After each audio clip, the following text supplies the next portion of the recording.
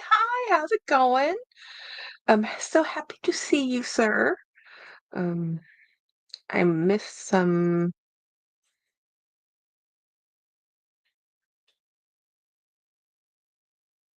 Okay, just looking, making sure. Oh, hey, it's one of those. It was a very. I worked today. I went to work today, and I was very tired. Um, hey, Ophelia, haven't seen you in forever. Thank you, thank you, thank you, thank you, thank you, thank you. Um, Merry Christmas. So I was at work today and it was a long work day. Fun. I had fun. There was like only okay, who were the chumps? James and I. In our entire fourth floor of our building, there was like two people working. Him and me and one other person. I'm like, everybody took the day off. Like, this is like, I was like, I guess everybody just wanted to take the day off. And then here's the thing, next week we have Tuesday, was it Tuesday, Wednesday off? So I kind of wonder if people are gonna be taking going to work tomorrow. I mean not tomorrow, but on a Monday. So I went to work today. I actually got some stuff done. James and I did some cross training. I did some other stuff I needed to do at the office. So it was a good day at the office. And it was nice. It was, hey, Aaron, it was really nice because it was just like not, um, it was not, well, first of all, there's nobody there. And we, we actually took the time, um, yes, Sophia, I had a pretty good, Christmas. We didn't actually go to the hospital today to see James's mom. We called and she had some more stuff done. She's still in the ICU, guys. We'll go see her tomorrow.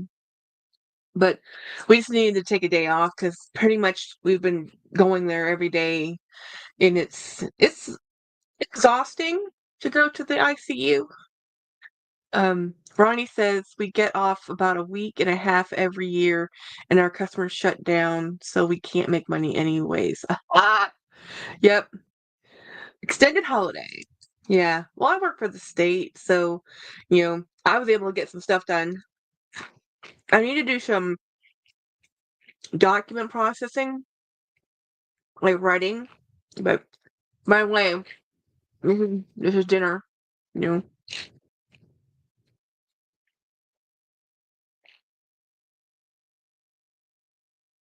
I love it, Craig. It's time I'm wiped out. Yeah. So anyway, I do tiny, teeny, tiny unboxing to do, so I'm gonna do that right now because um I know one thing that's in here. I think it's this one. So it's funny, like when you're old or older, when you realize that you're excited about getting the mail, when you realize your socks are coming in the mail. So I ordered some socks, and I think these are it. And I'm like, yay, the socks are here. Like, okay, Jackie, really? Yep. And I was right. They're socks because so I am. I wear specific type of socks. So these ones are actually these are the ones I got for James. So these are a size 10 to size 13. Um, and these are bamboo socks. So what's bamboo? So as a diabetic person, I use a non-restricting type of sock, something that's not really binding. And bamboo is one of the best type of sock. So and bamboo is a wood fiber. So this is the sock. So these are actually for James. So he'll be very happy to get these socks. Julie loves it. Yay! I know, right? Right, right. My socks. Socks are like the best. And these are my favorite type of socks. So I always buy the same type. My sister always like fancy socks because she always gets, hey Marilla. She always gets really themey socks, really cool designs on them. I'm like, don't, Jenny, don't do that for me. I said, I buy the same type in bulk as many times as I can because I'm not going to sit there and look for the matching pair. She's like, what? If you only buy the same type of socks, you never have to worry about finding a matching pair because they're all the same socks. So I just have a whole drawer full of the same socks. And she's like, you're kidding me. I'm like, no, I'm not kidding. This is literally what I do. And she's like, okay, how are we related? So here's the other. I have two little things. So here's the second package. Um, okay, back to cleaning the kitchen, lurking mode, engage.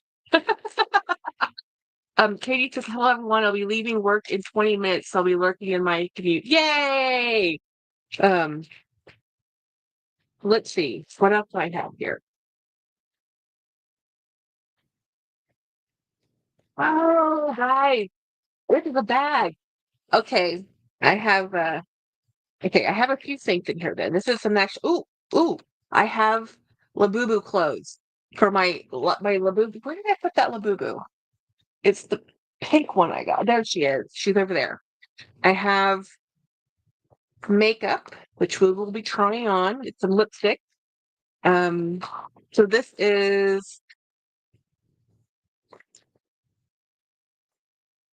I think this is leather. Oh, this is a leather conditioner and colorant, and that's actually a great size container. That's what I needed.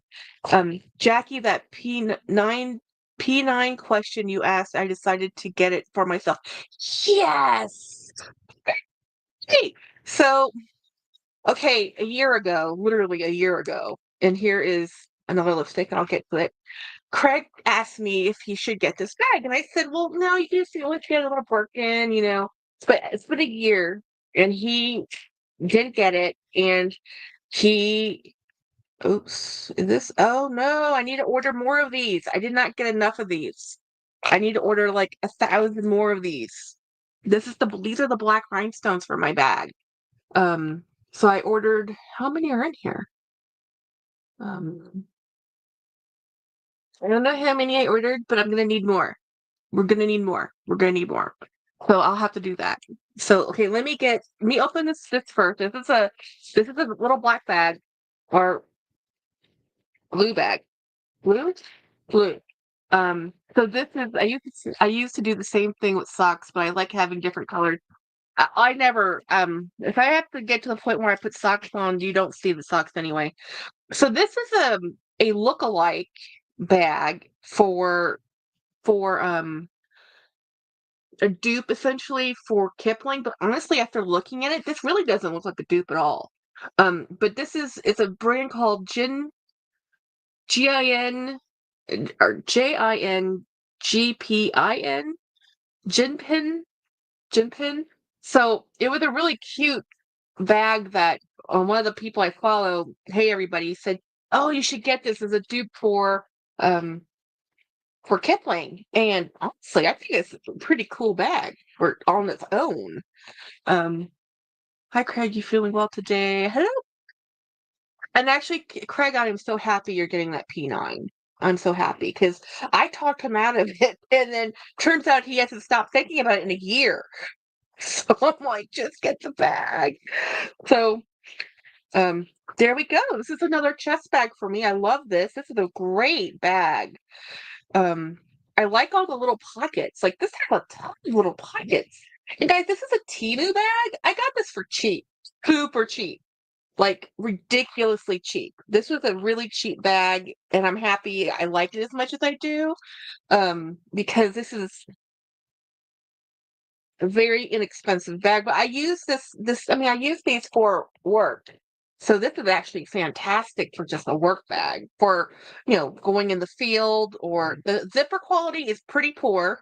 I can tell by the way, like I wouldn't overload this bag. This bag, you should not overload this bag. This is not a bag you want to overload. The zippers might split, um, because it's that type of quality. It's kind of they're very cheap zippers, but it's a really pretty bag. I'm actually super happy with this. I'm gonna stuff it so you guys can see.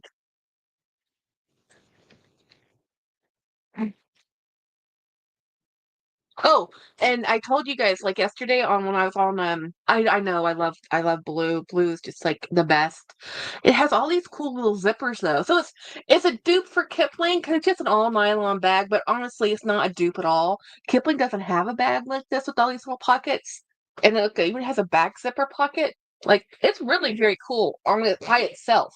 I think this is a standalone item. I don't think this is a dupe for anything. I think this is a really just a fun bag, just a fun little bag to have. And there's a lot of work that goes into making this. There's a lot of details in this bag. I'm shocked. I'm shocked. I'm actually I'll be writing a really nice review on this one. I like this one.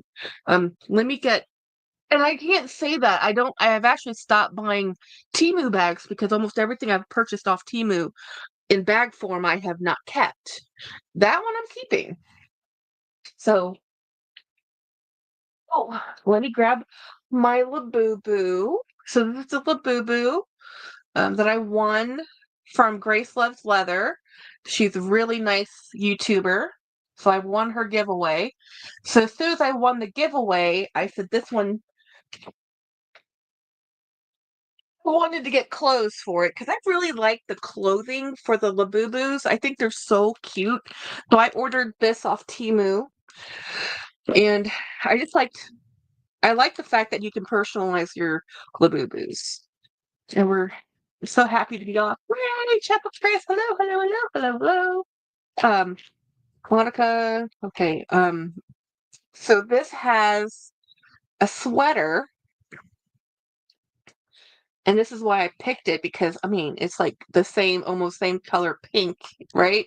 So we have to dress up our Labubus. It's just the way it is. Now, if you watch Super Dacob, now Super Dacob went live this morning, like at I don't know, 4 a.m. or earlier. I don't know, very early in the AM. And he went live for 4 hours. And he was talking about Labubu because he got the white angel Labubu, which is the big one, the big Zamomo. I was like, whoa, it's so cool. Um, and I was like, that is such a cool thing. I mean, I love the fact that Super Dacob loves toys like I do. Like he when he finds a fandom that he likes, he commits, man. He commits. So he is all into the Labubu things, but he doesn't want his Labubus dressed up. He likes his Labubus naked. I like my Labubus dressed up. So let's put these pants on. I like the customization you can do with the Labubus. 10 times the cuteness factor. The sweaters, oh my goodness, right? And I think that's why Labubus are so popular. I mean, is because if you see a lot of the Instagram photos of the people who are getting these from, um, and they're putting them on their, very cool designer bags, they're putting them in Gucci outfits and Louis Vuitton outfits and hanging them on their Hermes bags. It's just cute. It is just cute. And I think that's why they're so popular. I mean, not only are the dolls themselves popular and cute, I think they're just really popular because people can customize them. And they're only $22 toys, you know? So it's something that anybody can have. I mean, look pants. So these ones are my favorite. The macaroon ones. This is the macaroon.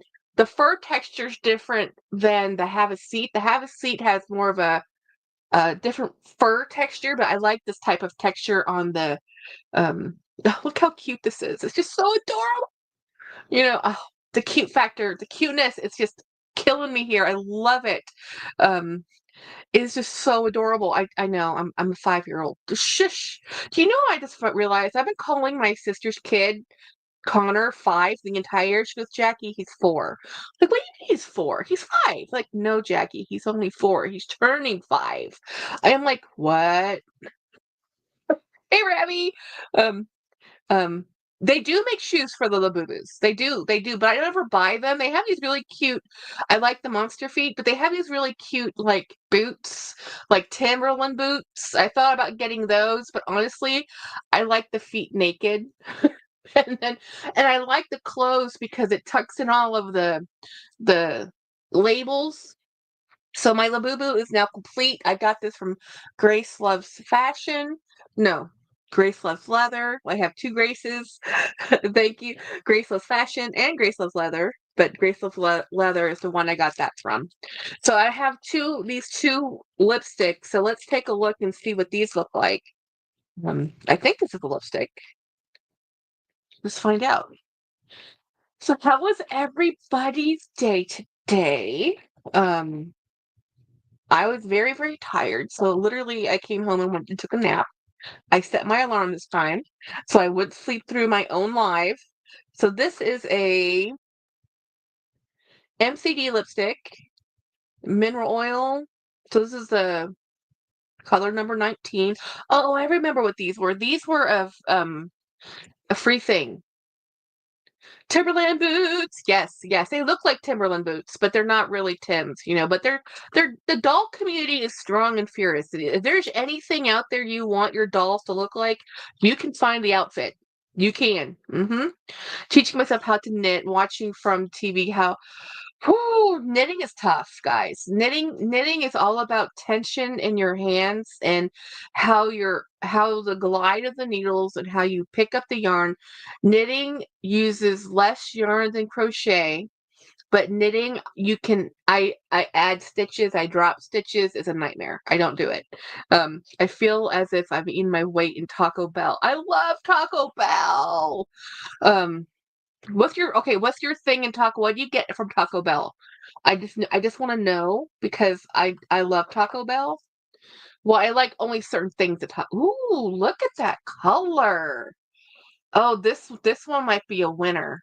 This one might be a winner. And let's see what the other color is. Oh, I did use my Ulta gift card today. My friend Nancy sent me a gift card for my birthday to Ulta, and it was $75, which was way generous and super nice, totally unexpected out of the blue. And here's this packaging.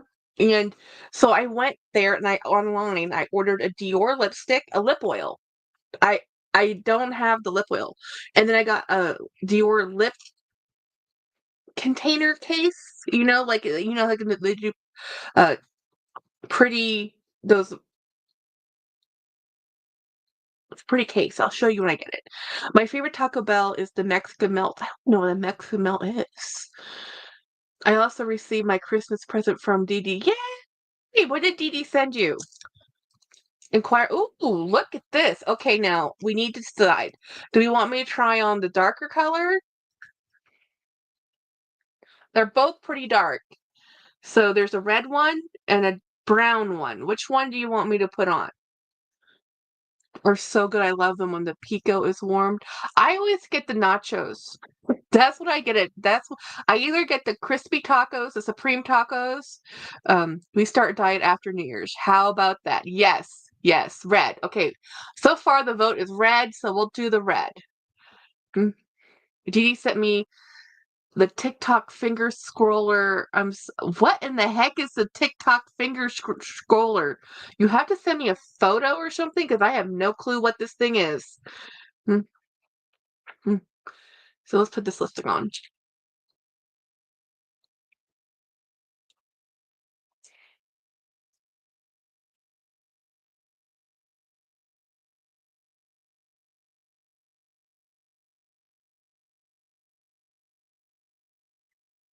I'm not gonna lie, this is awesome.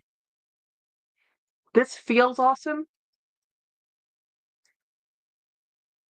It goes on better than my Revlon does.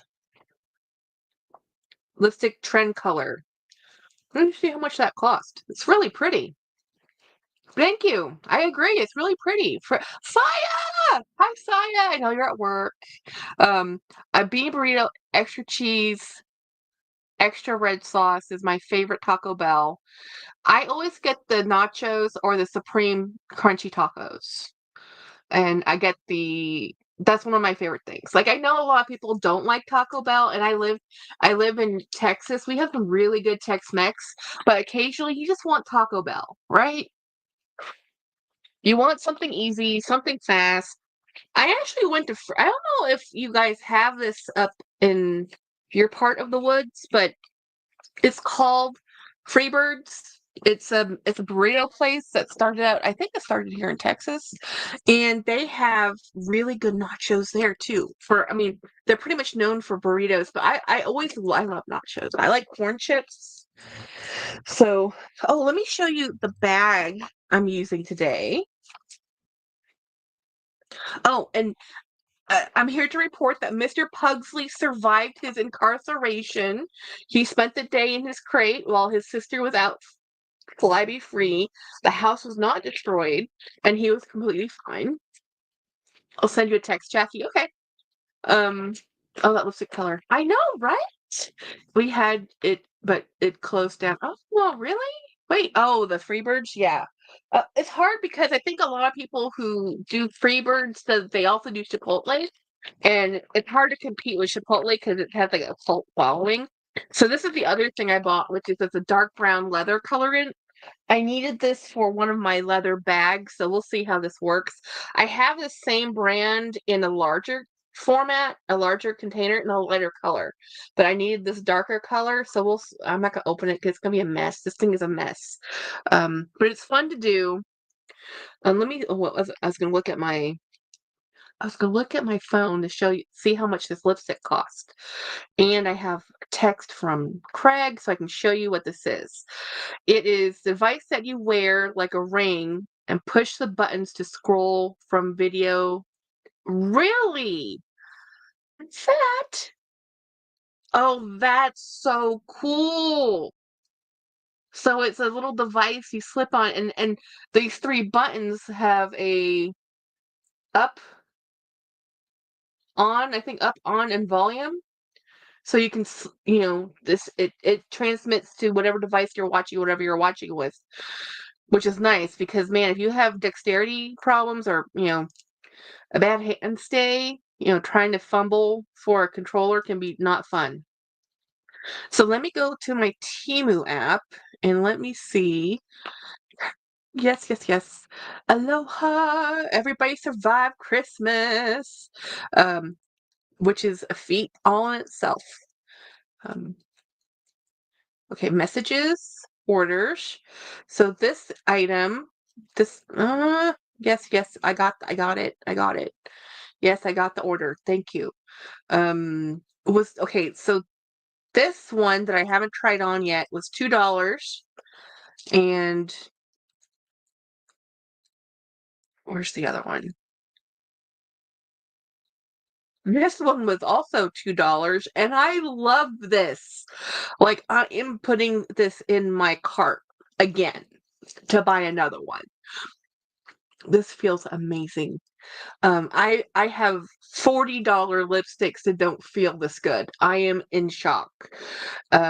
Yeah, it says a long-lasting waterproof lipstick in vibrant red, non-stick, high pigment lip balm for all skin types, which all of those words together, long-lasting waterproof, non-sticky, high pigment, and lip balm really don't all go together. Like lip balm, here's the thing, it feels like a balm. We'll see how it dries. We'll see how it dries.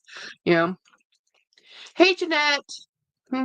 No, but I literally just put that in my cart because oh my god, that thing is just it's too awesome. And let's see, what else did I get in this order? Let me go back. I got the socks. So the socks I just showed you, those were $10 for how many pairs? 4 pair of socks, which I think is a pretty good. Um,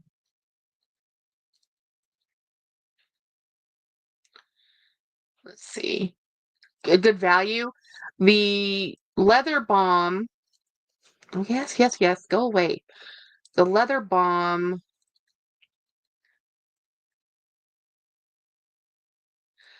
Where is the rest of my order? How do I see the order? Buy this again. Nope, I just want to see the order. There we go. Ugh, so difficult. So the bag was $6. The little nylon blue bag, really cute, $6. Very happy with that. The clothing for the boo boo was $4. Super happy with that. And oh, here I can show you what the shoes look like. So these shoes cost as much as the outfit did, but aren't those the cutest shoes? I just like seeing the feet. That's why I haven't bought them yet.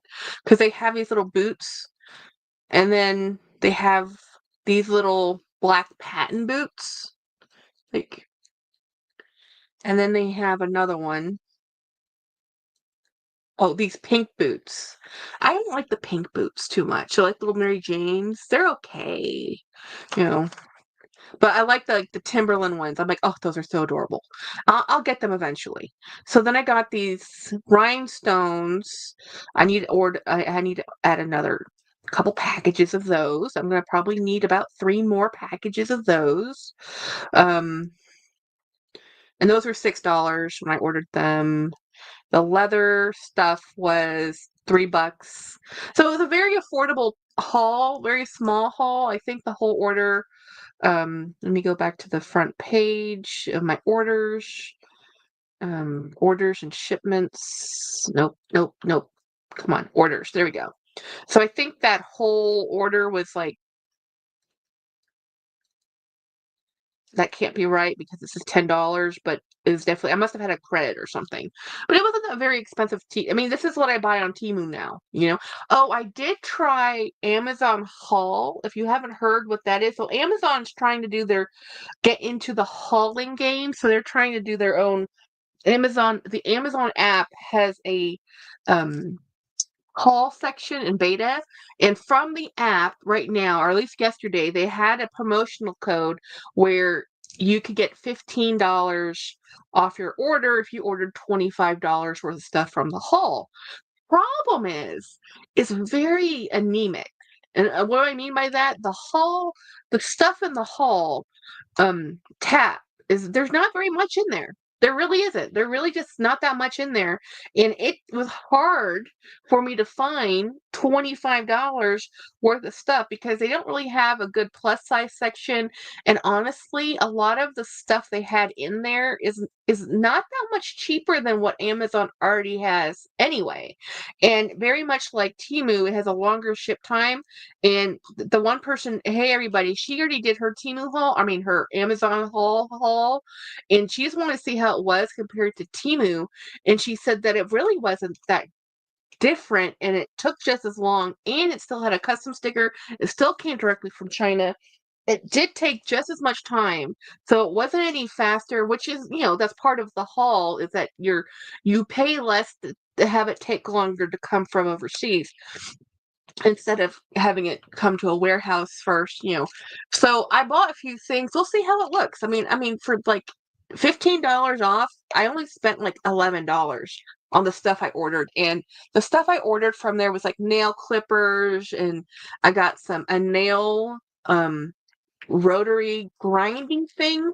It's like, okay, so you're like, Jackie, why did you do that? You're like, well, because I don't use that for nails. I use that to grind the edge coating on leather. And you buy all the sandpaper wheels, so you can just sit there and quickly grind out edge coating and then you have a clean surface to put a new edge coat on. So that's a pro tip. Um, so yeah. Ooh, the little boots. I know, right? I don't get the haul stuff. I couldn't find anything I wanted. Yeah, there is not very much stuff in there that I wanted. The only thing I really got out of there was just again nail stuff, nail clippers. There wasn't anything interesting. I mean, and I looked to get that $15. I had some credit in my Amazon account, and so to me it didn't really cost me anything. Like literally, I got it down to like 50 cents. I was like hard looking. Yeah, Amazon Prime isn't what it used to be. I live less than an hour from the hub, and it takes 5 days longer to get my order. Yes, that's why Craig, that's why I started Temu hauling, or going to Temu to buy stuff, is because it was taking just as long for Amazon to get stuff to me.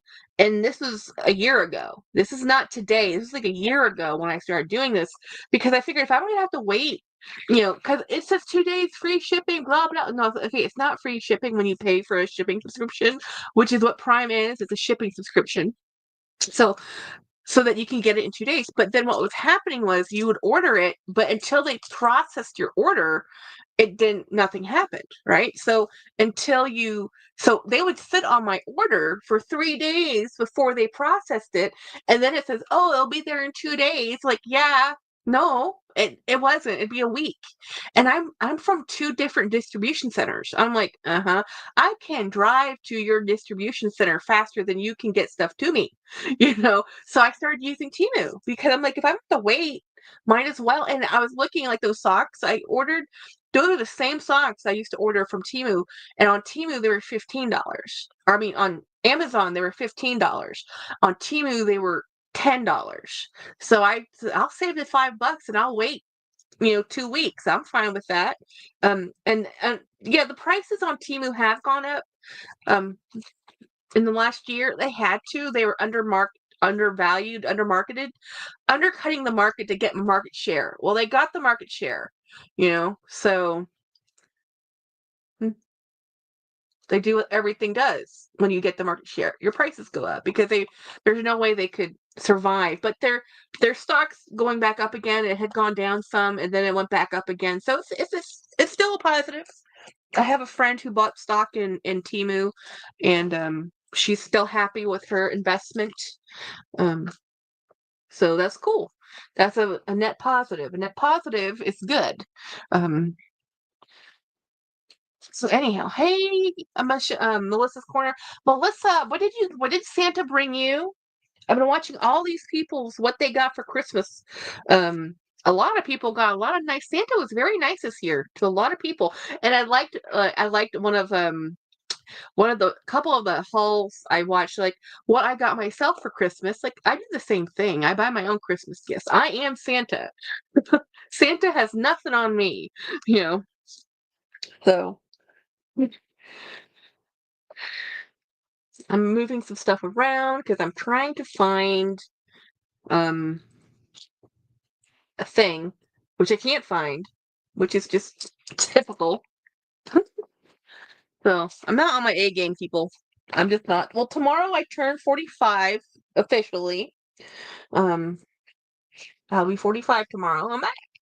At first I thought we were gonna go do something, but honestly, Coach still has me by the throat. Oh my gosh, did you see the metallic quilted tabbies are on sale at Macy's right now? Oh my goodness. Oh, and did you see the new drops Coach did so casually the day after Christmas? Like, bam! Did you miss me? We have pink now.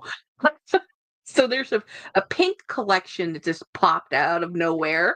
I'm like, really? You put a brand new collection out before I mean, like, okay, you go, you know. Happy early birthday. Thank you. I turn 45 tomorrow. And which really did influence my purchasing for Christmas because my sister, the second eldest sister, she sent me money and I went to Amazon and I bought it Prequel, which is the skincare line, because I was not feeling my shiniest. So I figured, okay, I'm 45. I need to put more investment into my skincare. I did more for my skincare in my 20s and my 30s. And my 40s, I kind of just gave it up. So I'm like, okay, now we need to go back to taking care of our skin. You know, Autumn is gonna get me in trouble. I just watched her video, so pretty. What did she show? Chats with Chris. What did she show? Janet lost stuff from Milo and a few chargers and chocolates. Let me see what her video says. Okay. Mink for All. Minnie has a new video, but I'm not sure I want to watch it when it says I'm brokenhearted. Ola May has a new video. Essentially, Dacob put out a new video. Actually, I don't see a pop-up for. Hey, Autumn. What did Autumn show? The new Coach drops? Oh, okay. Daily live. Yay, yes. I do. Okay, guys. So Speaking of that, Keith, I don't think I'm going to have any January videos go out as of right now. Considering it is the 27th, and I have not filmed anything for January. So I think January is going to be Jackie Goes Live. And if I have the creative wherewithal to produce videos, I will show them. My goal is to only do 3 videos a week. In January, in the 2025 anyway, instead of 7 videos plus, because I am going live Monday and Friday on my channel, and then Thursday and Sunday on Jolie's channel. And I always throw in another live when I can for the members and members videos. So I think if any videos do go out in January, they're going to be member only videos, and my regular channel is just going to go a little sad for a minute because I'm tired. This 2024 has been emotionally exhausting. Um, Ooh, doesn't mean you're feeling better. Says, wait. No, Jackie, 40. Yeah, I'm gonna be 45 tomorrow. Melissa, um, Jennifer, hello. Yes, here I am. Does this mean you're feeling better? Yes, she's exposed. Today was a decent day, so yes, sir. Happy early birthday, says Jeanette. Good idea, says Jolie. You put out I put a lot of content out. Yes, so Craig is feeling better today. Yay! It was always a good day. And so, um, yeah, so I put out a lot of content, and 2020, 2024 was a really difficult year in a retrospective. Like, essentially, my mother-in-law has been in a hospital situation since February. We had to take out a second mortgage on our house to pay some stuff off, and then we did that, and then went right back into debt because that's what happens. And then we had to buy a new car because the car we had been fixing and fixing and fixing, just we couldn't fix anymore. We lost 2 pets, thousands and thousands of dollars in medical debt. Yeah, 2024 in hindsight. You know how people say, if you could know the future, do you want to know? No, I don't. Because if you just look behind you and then look at what we had to live through in 2024, I would not want to have known that. I would not have wanted to know that I was going to lose both pets and my mother-in-law, and then, I mean, all the stuff that happened. I mean, 2023, we had lost James's father, and I thought that was pretty devastating. And then 2024, his mother's pretty much been in the hospital for 10 months. And either between the hospital, rehab, nursing facility, and now she's back in the hospital. She has literally been in and out of the hospital since Thanksgiving, and she's still currently in the ICU. It's not good. It's not good. So 2024 has been difficult, and I could do a lot of coping by YouTube and filming and shopping and buying, but all things come to an end, and I cannot consume that way anymore. I cannot keep buying. It was a coping mechanism, and I'm having to learn new coping mechanisms because I'm physically out of space. When my bags were taking over my entire house, that's when I had a problem. And I still love bags, and I don't care if I have 500. I look at bags every day, and I still want more bags. And that's the major realization I have come across, is that I can have a new bag every day. It doesn't matter. I'll want another one. So I'm just going to have to learn how to let go. So I've acquired, but I haven't learned to let go. So I need to learn how to let go and move things along so I can have space for the new bags. Jennifer's, I missed everyone for Christmas. Last minute decision to go to my brother's and just got back. Woohoo! Nice. I'm ready to kiss 2024 goodbye. Craig says, "Oh, such is life." Keith says, "2025 can only get better."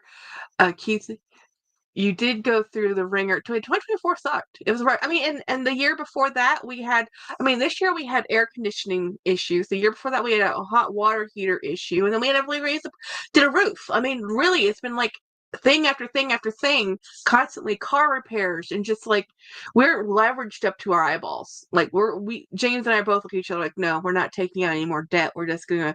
I says it's fine. We'll just figure it out. You know. Jennifer, that's great. You get to spend time with them. Craig says, y'all don't say that 2025 can only get better. We've been saying that since 2019. Yeah, I know. Right, right. All I have to say is I'm not looking forward to 2025 because 2025 is the year of the snake. I'm the year of the sheep or goat, depending on how you look at it. And the year of the snake is not actually a good year for sheep. And my mother-in-law is the year of the snake. So I'm worried because good things and bad things happen on your extremes. Highs and lows happen on your, zodiac year, according to, superstition. Keith says that's true. Jack, same. I'm out of money, no space. I need better coping. I have debt that I will be working. Oh yeah, I'll be working to pay off debt the rest of my life.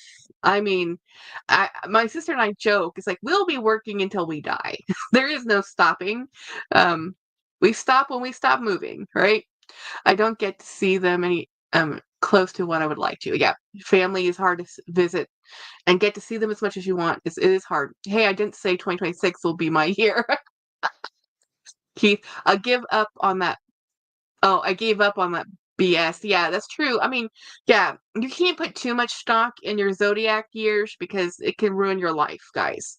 I just kind of look at it, and then I look at it as a retrospective, like what happened, did how, and most zodiac things are honestly a balance. It's really just a balance of good and bad. So it's never going to be. There's never a really bad sign or a really good sign. They're just opposites. Yeah.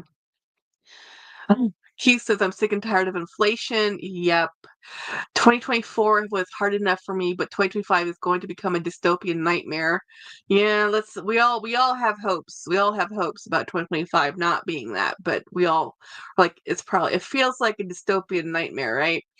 Um dining in debt sounds like a great plan.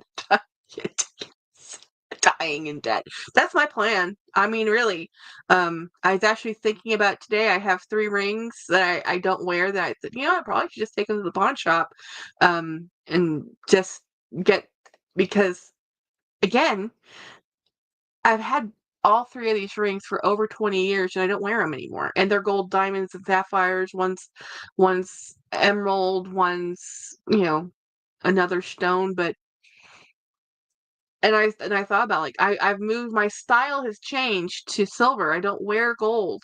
If I do, it's white gold or platinum. It's not yellow. Um, I feel like I robbed my husband of a home before 40. I have 1 year to come up with a down payment. Oh, well, how so for spending all the money on bags? Keith, don't pawn them, Jackie. According to your story about the bracelet they ripped. Oh, they do. I mean, they have. I mean, pawn is that is a you jewelry is marked up on the general 400% as a low estimate. So anything you purchase, unless it's a name brand, which will hold a little bit more value, even if it's gold and silver, you only get the value of the gold and a fraction of the diamond. Um, which is why I buy. It's why I buy jewelry out of pawn shops because it's so it is really closer to what jewelry should cost. Show here we come. Yep. Instead of paying down credit, I've been buying clothing. Yeah, my credit cards are screaming in agony. You make it sound like pawns are like pay day loans. They're taking advantage of people who are. Oh yeah, yeah. Um. Oh yeah. No, that's exactly what pawn stores are, Keith. There is a reason why you only find pawn stores in certain parts of towns. In towns that have more prosperous areas, you do not see a pawn store. You see rent-to-own pawn stores and um, a lot of Family Dollars, a lot of discount retailers. They'll be all in the same part of town. Um, and that's a part of town. we all know about, right? And when pawn stores start closing or discount stores start closing, that means they've gone to a lower rent district. You know, I shopping today. I can't be credit card debt free. If I stop shopping today, I can be credit card debt free in 6 months. Yes, but it's hard to do. It's hard to do. I've done it. We can do it. Plasma centers. Yeah, if you see plasma centers, um, whole blood is free donation, but plasma centers, it's $100 a donation. And if you're healthy, here's the thing about plasma, guys. Plasma is used for cancer patients mostly. It is vital that people donate plasma. I don't care if it's the only way people do it is to get money. At least they're doing it. People don't donate whole blood. So I'm a bad candidate. I cannot donate platelets. So I can only donate whole blood. You know, and we can't. It's not synthetic. Everybody, if there's an accident and you're at a hospital and you need blood, and it's a shelf life. Blood has a shelf life. You know, there is a thing you aren't wearing the rings and sitting collecting dust, so that money would be. That's how I feel about it. Yeah. So yeah, it gets no value. And here, guys, I have no heirs. I have no heirs. My sister's kids, they have more stuff than they have grandparents, they have stuff. They have all the stuff. The stuff I have, eh. Oh yeah, Ravi, mental health is yeah, my mental health sucked this year. Y'all kept me sane. Thank you so much for being with me and hanging out with me. Um, Very hard to stop. That's my issue. Like, oh yeah, shopping is hard because it's my coping. It's my number one coping mechanism. And then having YouTube kind of fed into it because you kind of feel like, oh, I'm still showing content. I want to show an unboxing, and it's fun. It's fun. It's fun to get boxes in the mail. It's fun to show content. It's fun to get new things, whether it's used or not. It's new to me. Yeah. So it's hard to stop. Okay, Jolie says Family Dollar on every corner in the podunk town we moved to. Yeah, yeah, because that's where people are shopping. Yeah, the sticks. Yeah, yeah. And here's the thing. What's it called? Big Lots just filed bankruptcy. Container Store just filed bankruptcy. And Dollar Trees are closing locations. Not that the company's fine, but they're closing locations. And the Macy's are closing physical locations because it's expensive to have brick and mortar. So and then I was talking to Saya, and he should be lurking here. He was telling me that there's a couple stores near his location, in the mall that he's in, that they have a $10 and under store. Everything in the store is $10 or under. And there's another store that nothing over $8.88, something like that. Those are the stores that are going into the mall because that's what people are shopping at. When people are shopping at Temu, like the Container Store can't compete with IKEA. You know, I buy and sell bullion for a living, and I don't have any personal collections. I sold it all. Serves no use to value.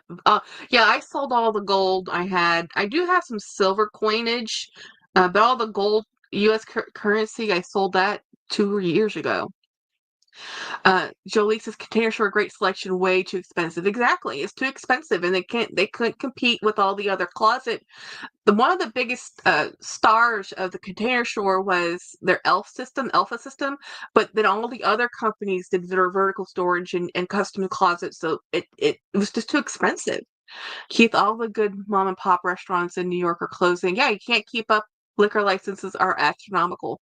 Yeah, yeah, and liquor is how you make money in the restaurant business because food margins are very low. Um, the online is way cheaper than brick and mortar. Yeah, online is cheaper than brick and mortar. I'm part of the problem. I buy things online.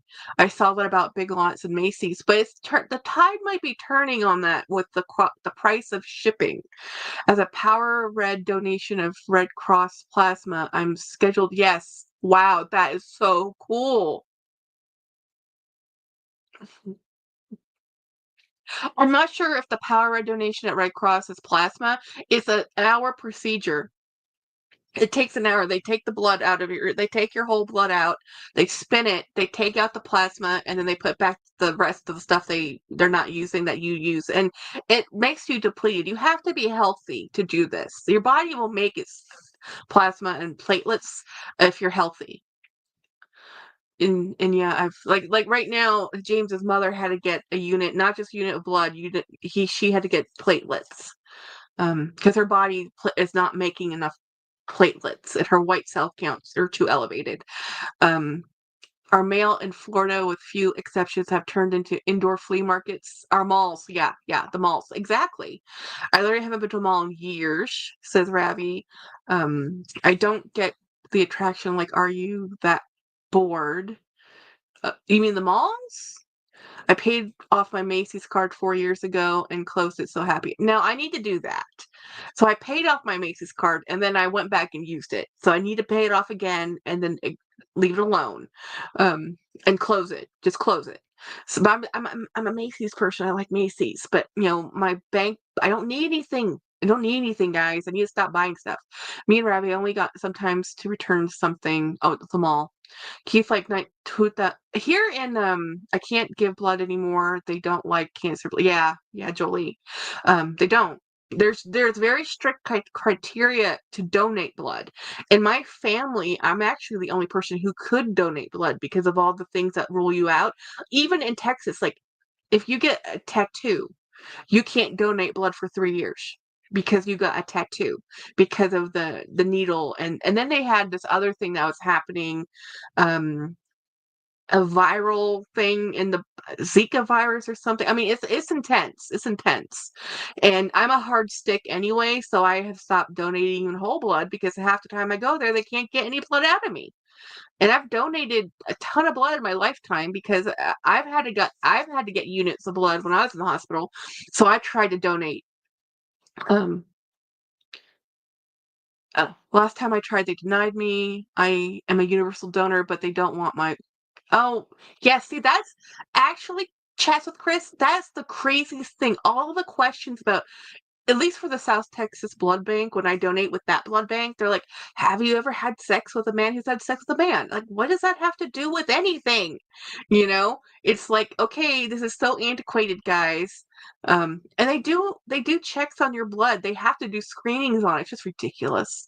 Um, Even though they test it all. I know, they test all of it. Yeah. I have a large number of valves in my veins that make it hard to get a pint of blood out of me, says D. We don't do credit cards in this house. Julie, you're smart. I'm not smart. Monarch says, I really like to see and touch what I'm buying. I hope some break. My sister's the same way, Monarch.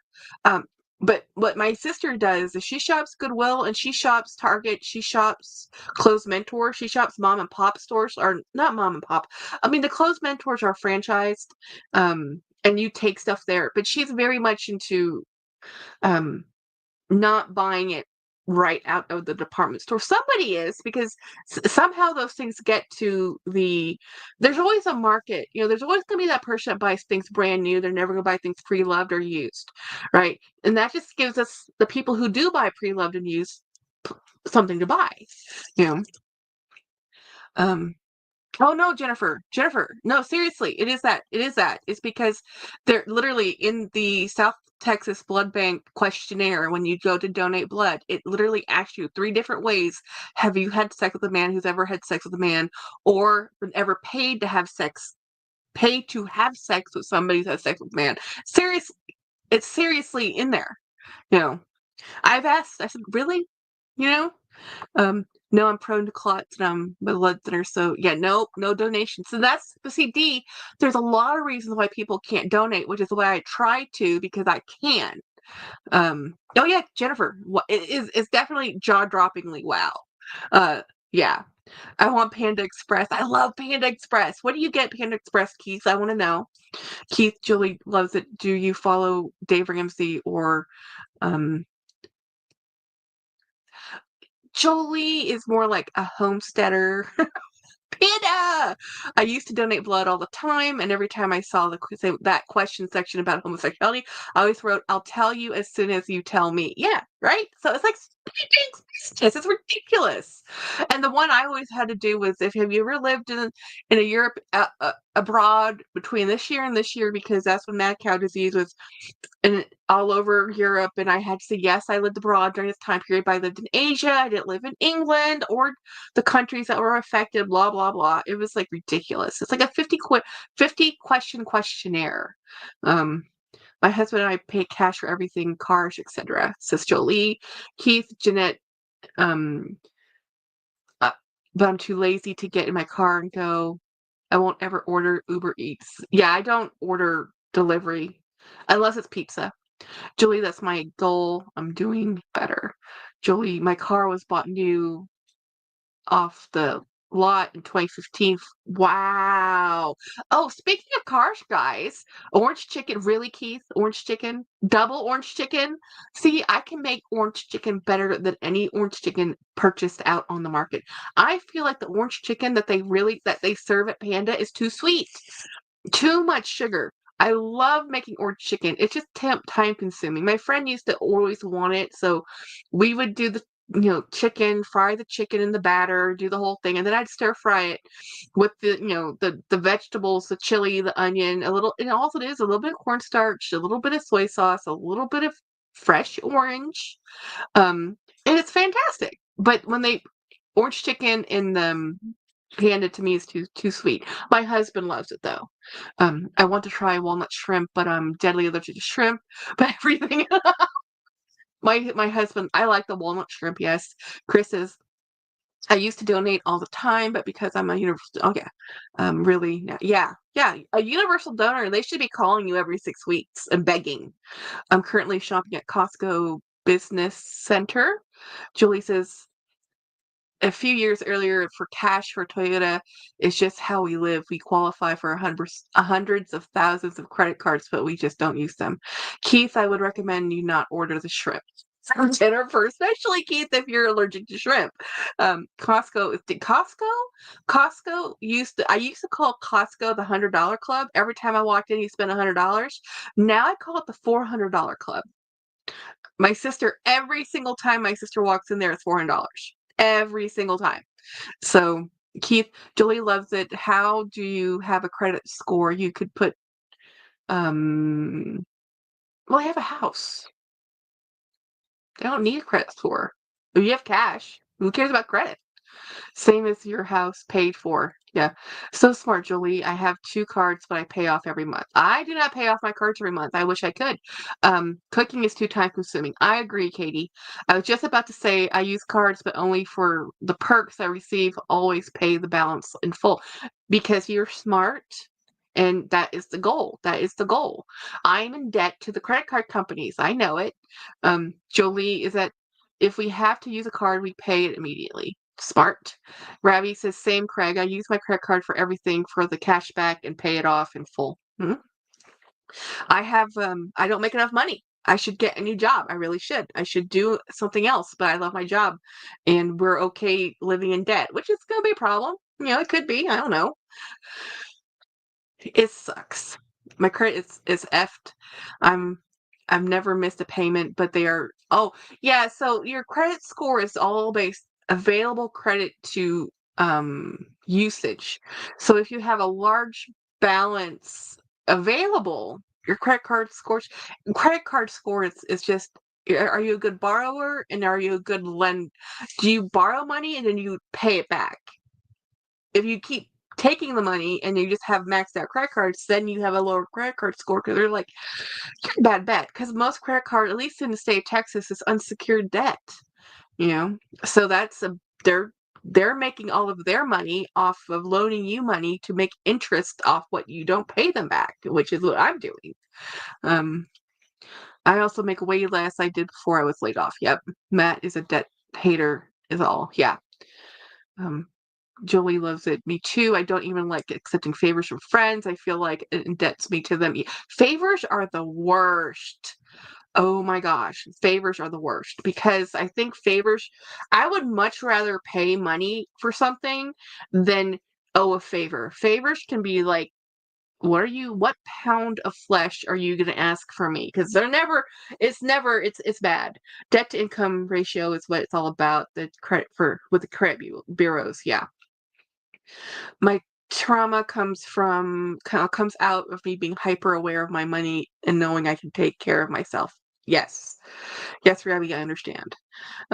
Keith, like, I've literally been working since I was 25 years old, and the only time I stopped working was less than 6 months when I was in the hospital, after the hospital, and I was recuperating, and I applied to work as soon as I could physically do it again. There was really not even a 5-month gap of employment. Um, I can't even imagine not working because I work for healthcare, and I'm like, I have to work because that's how my medical gets paid for, and without my medical, I'll just be dead. So it's like, yeah, must must work. I'm not healthy. I'm only alive from modern medicine, and without modern medicine, I'm not alive. So it's like you work and then I die. This is how this is what I'm doing. So in between, I'm making sure I do the fun things um, as I can while I'm working. So I'm not doing the wait till you retire, do all this stuff when you have the time. Like, you're never gonna have the time. Ever. Just do it as you can, when you're healthy. When you're healthy and you can go do it, go do it. Like, we got the trailer, a financially stupid move. We didn't care. We got the trailer and we did it. We went up to Arlington, Virginia. We went all the way over to not Florida. We drove all the way over to um California. We drove it through the desert. We only had it for a couple years, but the couple years we had that thing, we used it. And what we learned in our 40s, in our early 40s, is that all these people who retire and say, when I retire, I'm going to rent an RV and I'm going to go drive across America. Don't wait till you retire. It's hard to do. It takes a lot more dexterity and a lot more acuity to drive and deal with a trailer like that than you think. And waiting until you're in your mid 60s or 70s to drive a giant ass trailer is maybe not the smartest thing to do. So, random fact, the highest grossing Costco in the world is in Seoul. Wow. I'm the only kid who moved out. Really, Ravi? Wait, your 4 other siblings are still at home? That's awesome that you moved out. Which CC do you like to use? I was working for healthcare throughout COVID, says Jeanette.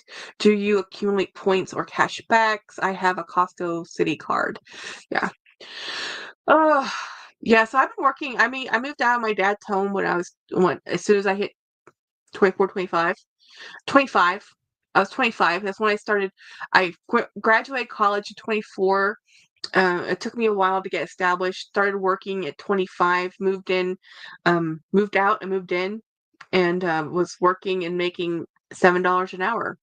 Like, it wasn't easy. None of it was easy. My dad helped me a lot. Like, I'm not gonna say I was a lone pillar. No, dad bought groceries for a long time because I'm like, Dad, I have no money. Can you buy me groceries? And he would, and there's a lot of times I couldn't go to work because I didn't have gas money. So I had to call in work and say, hey, I need to take a vacation day. I can't come in because I couldn't afford gas.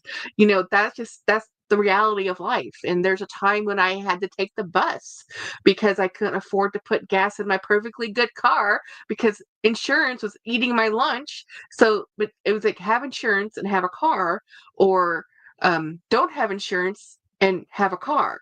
So we had insurance and had a car, and the car parked in the driveway, and I took the bus. Because I was a student, I got a free citywide bus pass.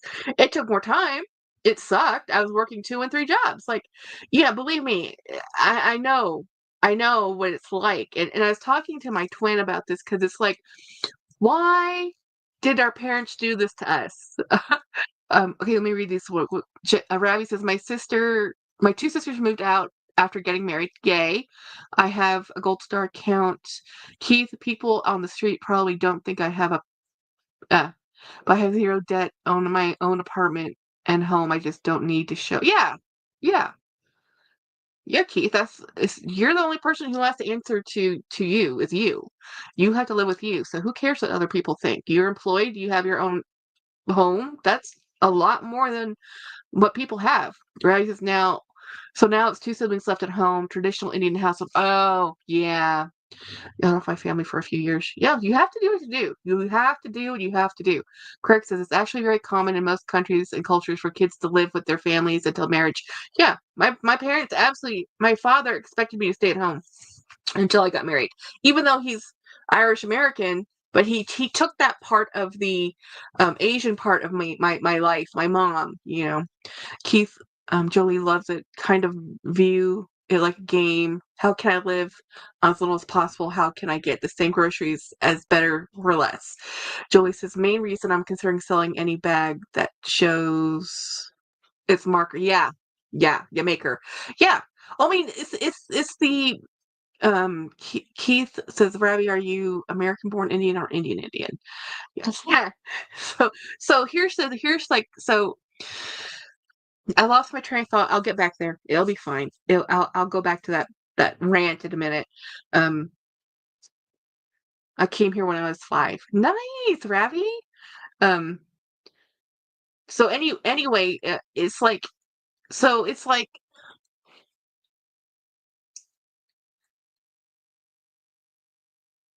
I kind of view my house mortgage as perpetual rent because in the state of Texas, the state makes most of its. We don't have a state income tax, so it gets its tax, its value, its money from the people through sales tax and property tax. So even if you owned your own home, you're still paying a tax on it. So people can retire, own their own home, and still pay $7,000 a year in property taxes. So I kind of view it as a never ending.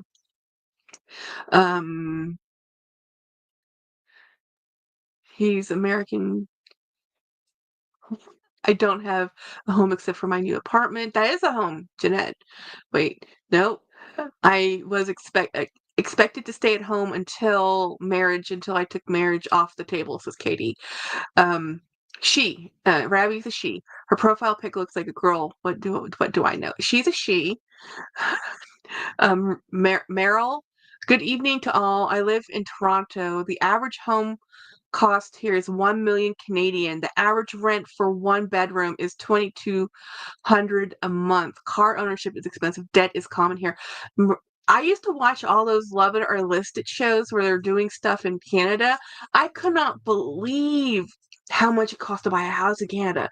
And I was like, what are these people doing for a living? And there'll be like receptionists. I'm like, how? How? And they'll be like 2 kids into their marriage and they're buying their first home. Family has helped give them money for a down payment because it's so astronomically expensive to buy a home in Toronto. I'm like, what? That's me on a good day in the picture. Merle, it's worse in Australia. I don't know how they survive there. Meredith has talked about the housing crisis in Australia, but I'm like, how is there a housing crisis? There's so much space. But apparently space is not the problem. It's construction. Sorry, I might have a name, Ravi. Huh, very much a dude. Ravi means son. Oh, that's so nice. I claim my own rent. Yes.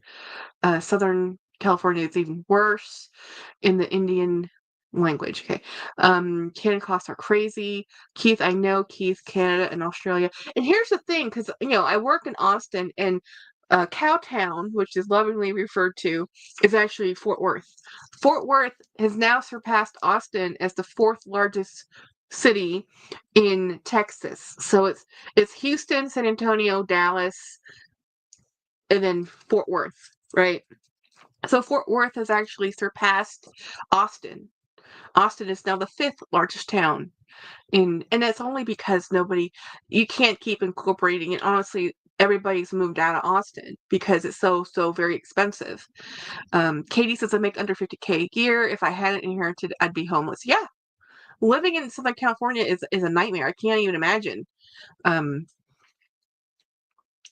I say Houses are super expensive in Seoul, Korea too. Gen Z have given up on home ownership. I think a lot of people have.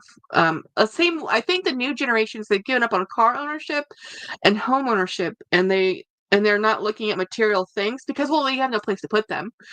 So if your material things can only be with you and you don't have a car and you don't have a home, and you're constantly transient, then you don't put value in material things, and they put value in experiences and traveling. Um, Gary says, Julie, I had to put she, her in my email because people kept thinking I was a dude. Someone called me. Thank you, sir. Yeah.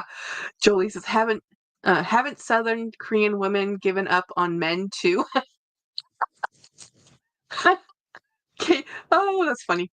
Oh my God, the best weather in the whole wide world. Yeah, expensive to live in it. Yeah, yeah. Best weather in the world, best place to live. Everybody who goes to California wants to live there. It's just expensive. Chris says, my husband and I don't drive or have a car, but I want a home. Yeah.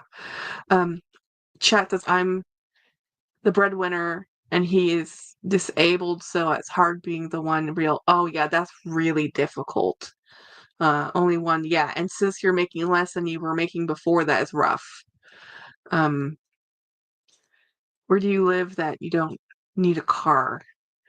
Robbie, Jackie, you got it right. My word in 2025 is experience. Yeah. I work from home, says Chris. I love San Diego, says Monarch. Oh, Dallas has a good metro system. Dallas, nobody really likes Dallas. If you talk to Texans, we kind of look at Dallas as Dallas. And it's funny, people look at Houston as, oh, Houston. Did it cost a fortune to exist? It really does. Keith, that's why I'm staying until I can't anymore. I live 5 miles from the beach. That is amazing, Katie. Keith, I was freaking out. My electricity bill was 65, but my brother said 300. Our our utility bill is 250 on a good month, guys. But our utility bill is electric, water, sewage, waste. It's all combined. Or my sister's electricity bill is just electricity, and she pays 300 a month easy. In the summertime, it can go up to 4 and 5 because of the Texas. No, it doesn't. I pay the Lyft and Uber. Ooh, that's rough. That costs a lot. I can't use public transit effectively. No, because it takes a long time. I used to have a 10-minute commute to my office. It took me 30 minutes on the bus. That sounds so dang dreamy, says Keith to Katie. You don't have to whisper, nobody likes Dallas. Julie, nobody likes Dallas. No, if you've ever driven through Dallas, nobody likes Dallas, even the people who live in Dallas. It sucks here, says Chat with Chris. My best friend lives in Dallas for school and doesn't like it either. Nobody who actually lives in Dallas likes Dallas. Fort Worth is a much better place to be, but people have figured that out. And now Fort Worth is the fourth largest town in Texas. Uh, Craig says, I love Houston. I love Houston too, except for the summertime. The humidity, yeah, the humidity. Yeah, I really like where I live. You know, the gas separate. Jack's is gas separate. I don't have a gas line to this house. It's only electricity, which is really sad because I wish we had natural gas line. All of your utilities are separate bill except water and sewage. All of our, yeah, ours is all combined because we live in a small town. Our city utilities are combined. That will change as the town expands and grows, which it will. Eventually, the waste management will separate from the water, and the utilities will separate eventually. But right now, they're all one entity. Yeah, I want to get out of Dallas, but I can't because I spent all my money and oh so much. Yep. I have to fix my car. Yes. Then move. Yes. It's a process. I'm debt free, built up my savings and inherited. Actually, 5 years ago, James and I were debt free. 5 years ago, other than our house and a car, we didn't have any credit card debt. We now have credit card debt. It happened after my dad died and things just spiraled. I had inherited money, but then we weren't paying attention to how we were using money. And then, yeah, it's a long story, but we know what we did and we're working on it. Um, used to live it's kind of interesting when you look at your mortality. You're like, okay, well, I can save all this money, not be in debt, and that's great. But then everybody around us was passing away, so we're like, let's just do the thing and buy the bag and take the vacation. That's what happened.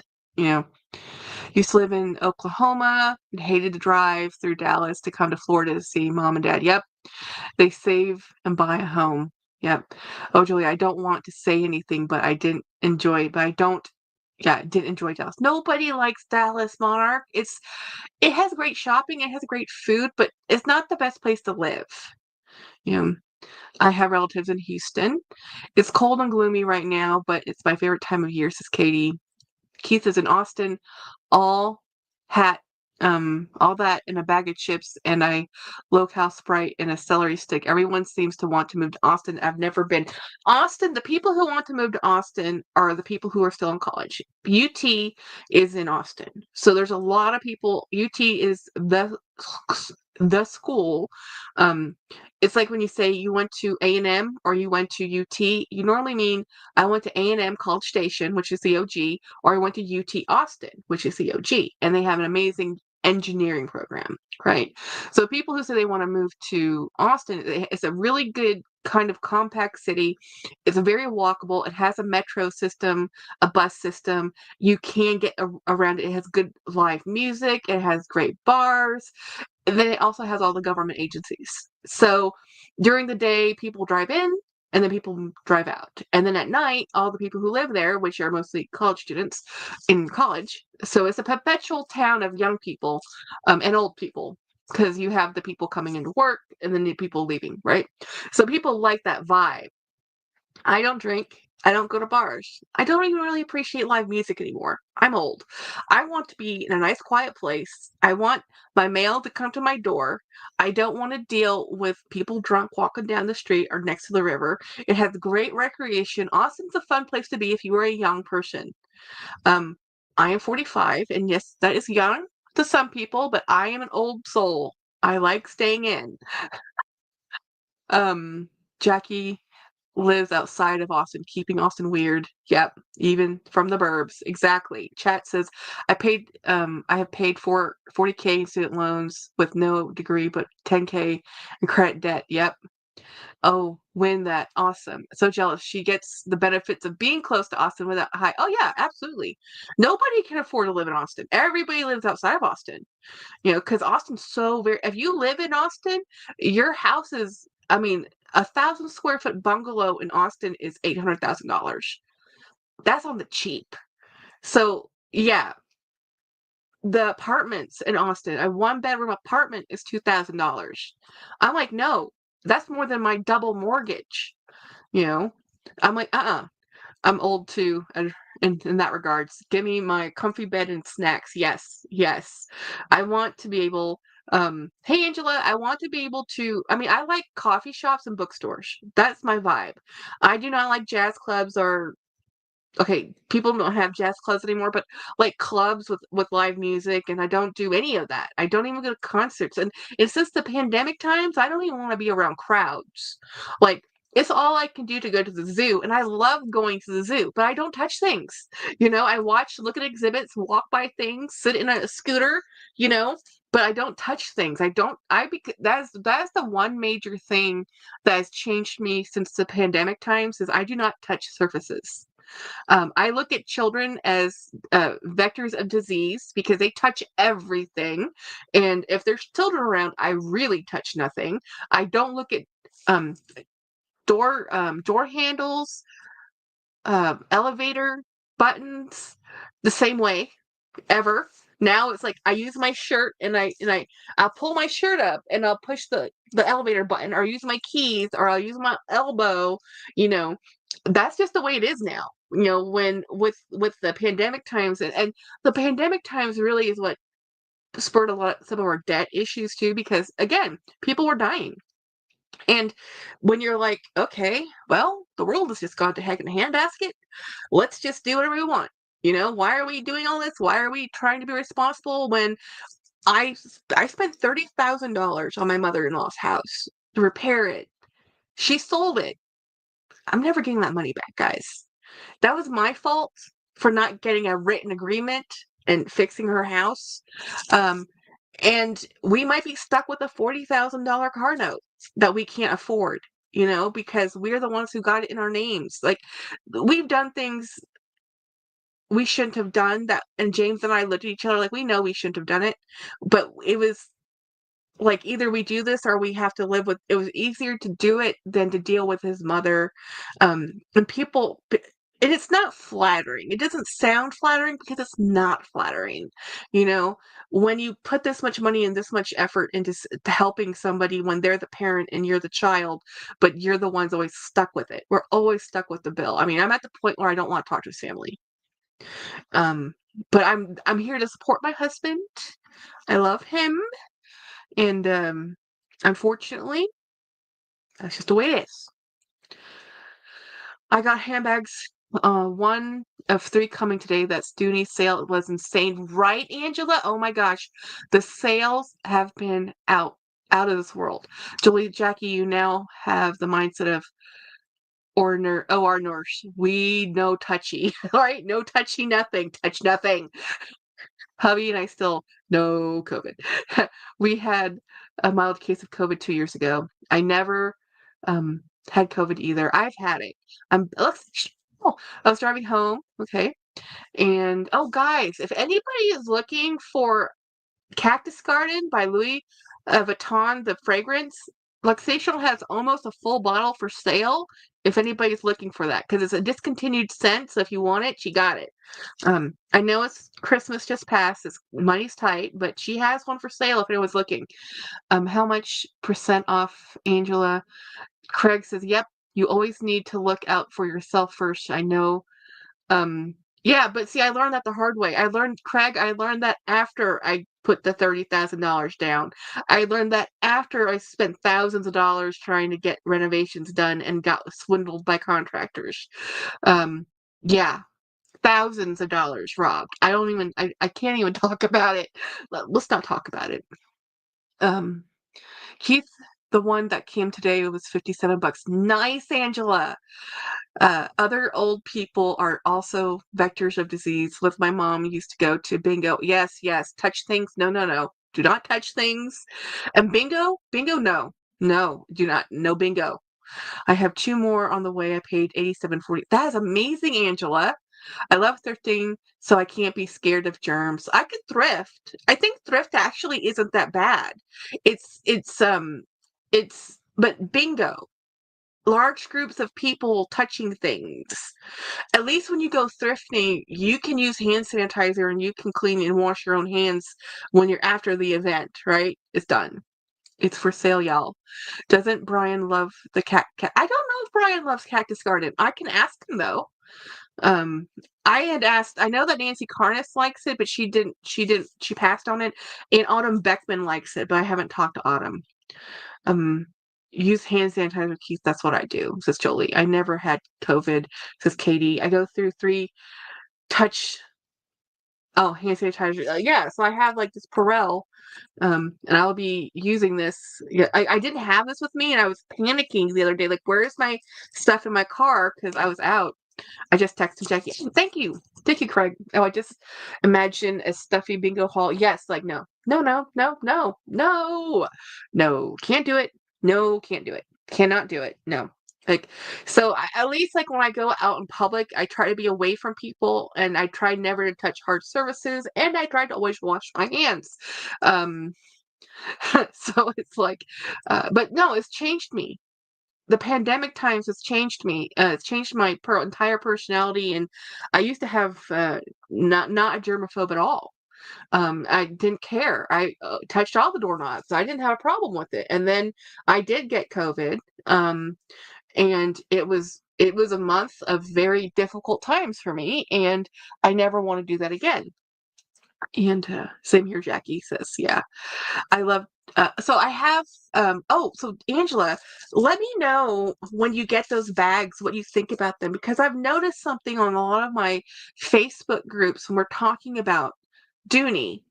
Dooney specifically. So Dooney doesn't make anything for outlet. Dooney makes everything for retail, but Dooney sells their products through their online a portal and through distribution. So they sell it to places like Dillard's and department stores. You can get them at Belk's. You can get them. QVC has their own exclusivity. Dillard's have their own exclusivity. So they sell certain things to certain avenues. But the mall system is dying, right? But and they don't have standalone stores really. They have outlets, and they have, I think, one full retail store left in Connecticut. But the primary avenue to buy a Dooney is through a distribution avenue like Dillard's, not even Macy's, but Dillard's, Belk's, another store of some type, right? And if stores are declining in patronage, Dooney's hurting, right? And they're doing a lot more direct sales. They're partnered with eBay, so they have a direct eBay store where they sell through eBay. They have I Love Dooney, which is their outlet. They have Dooney.com, which is their regular full scale retail site. Oh, it texted, thank you. So I kind of wonder because these sales Dooney's had is just insanity in good. Normally, their summer sale is really good, and their winter sale it's okay, but their summer sale normally is amazing. And I think another YouTuber was talking about they're doing smaller runs because if you see the numbering of small batch runs, which is good, but they're coming across one of the things I'm finding on the Facebook groups, people are complaining about the quality. I don't really buy brand new Dooney. I tend to buy pre-loved Dooney. So I like Dooney of an older era. And I have bought a couple new Dooneys, and I have noticed what they have noticed is that it's not the same quality. But I've noticed that in Coach, Michael Kors, Kate Spade, with all the new bags I've purchased. I honestly think it is a result of the industrialization of and how we get the leather treatments through the tanning process. Most of the leather tanning comes out of India, and it has for a long time. But I think the quality of the materials, the process has gone down some because I've noticed that even on a couple of my Dooney bags that I got brand new, but they were on sale. But again, they don't make anything for outlet, so everything's made as a first, right? I had some crooked stitches. That's very unusual. I had some texture issues. Like I got brand new Dooney bag, and the first thing I did was I had to moisturize it because it felt dry. The leather, I think it has to do something with the tanning process. And I used to be able to say when you would like I love Coach Outlet. I have always loved Coach Outlet styles more than Coach Retail. And I used to be able to say, go get a Rowan, I love them all. Now I say, go look at the Rowan and touch all the different colors. The black leather, it will feel different than the brown leather, than the white leather because of the finishing types, right?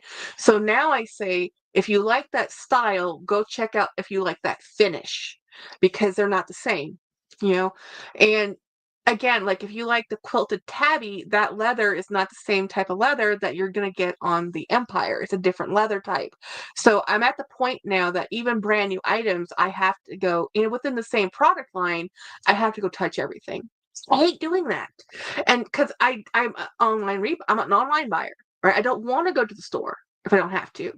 I want it to come to my house. So what's happening is people are buying a large amount of items and then they're returning a large amount of items because they're imperfect. If you're spending several $100s on a bag, you want it to be perfect. You bought a brand new bag. And what's happening is that people are returning them, and then they're just selling the same thing that people return to another client, and it was returned first time for a reason, right? So the next person who got that bag still didn't like it because most people want perfection. Most people, I mean, we live in a time and age where people look at a number of stitches all the time. Like this is a normal thing for bag people. Some people will never notice that. Bag people, we notice that, right? They look at stitching, they look at glazing, they look at how neat it is. They want to make sure it's perfect. They want the perfection of this product, right? I don't blame anybody. But that's also why I like used stuff. I like things that are older because I don't want to be so obsessed with perfection. But anyway, um check your text. Why I like pre-loves with Jolie Keith walking down Canal Street, watching Jackie's live on my way to Panda Express. Oh, nice. That's so cool. With the quality these brands are pumping out, there's bound to be quality issues. They can't keep same quality with huge quantity push. Yeah, they can't. It's just it's the nature of our industrial manufacturing process. That's actually not bad, Katie. I notice every stitch. Yes, Morella, you have some amazing bags. Okay, let me show you the bag. Oh, I love this one. I almost got this one too. This is, and they had it in blue. I almost ordered. Oops. Let me make sure. Here we go. This is a beautiful crossbody bag. Beautiful bag, Angela. Now, I do have to say that the Doonies I have purchased in the pebbled leather are better than the ones I have seen. I'm really surprised at the variance in their Florentine and because the Florentine is their top tier um, leather quality, right, for Dooney. And I used to, oh, just get the Florentine. But now I've seen a lot of Florentine where sometimes the hide they'll use on the front or on the side isn't the same piece of hide, like the same part of the cow or whatever, and the texture will be a little bit different, and that's part of the charm. But some people don't like it to have more grain or less grain or more pebble and less pebble. They want more uniform, so you just have to inspect everything now. You really have to inspect it. I'm not bothered if it's not perfect, says Morella. Okay, maybe I'm crazy. I didn't expect perfection, but at the cost goes, oh, no. Craig, the prices of the bags that you buy, those things better be perfect. Like nothing wrong with them. You're buying things that are designer quality. You're expecting perfection at there should never be a pop stitch. It shouldn't even pass. The sales associate who packed it should have found it, right? At a couple $100 bag, if it costs a couple $100 for me to buy, it doesn't cost that much to manufacture, make, and market, right? So just say rule of thumb, if it's a $400 bag, let's say conservatively it costs them $100. We know it probably costs them even less than that, guys, for that $400 bag. So I give allowances for that. That it is a mass. It's the Ford model of production. This is not a bespoke piece. This is not a limited run. This is not one of 500. This is one of 5 million. You know, Florentine scratch is easier. It does. I just watched Teresa's Couture. Oh yeah, nice. I'm not buying designer bags. Living through YouTube. Tivoli only have one, and it's a YSL. Ravi, that Lamarthe bag you bought from me, that actually is a designer, and that company is 125 years old. So just because people don't know doesn't mean it's not designer, you know. Um, I bought many contemporary brands that were made better quality than Chanel or LV. I agree. I've had LV, and I do have a Chanel wallet and a Chanel bag. I love them. Um, but the LV definitely is variable between decades, when they made it, the quality, And I honestly think Coach makes a fabulous bag. Florentine shows every skin imperfection, mark, scratch. I'm OCD, brain can't handle. Yeah, D. Yeah. See, so I like Doonies for if you like consistency. Their pebbled leather is the best. I have two. Yes, Ravi, you have two. I'm saying it wrong, but it's called. Let me show you. I used it the other day. Where did I? Okay, Jackie, where did you put that bag? I used it. Is it in this pile? It's in this pile. Give me a second. Hold, please. Um, I've been rearranging my office again, and it's a nightmare. I'm rearranging so I have space underneath. Here it is. This is a vintage version. No, that's not it. That's not it. There it is. Oh, let's not even. This one. This is the one that she has. Um, one of the mustard color bag I had. This is the full name of it. I don't know if you can see that. Come on, focus. Focus!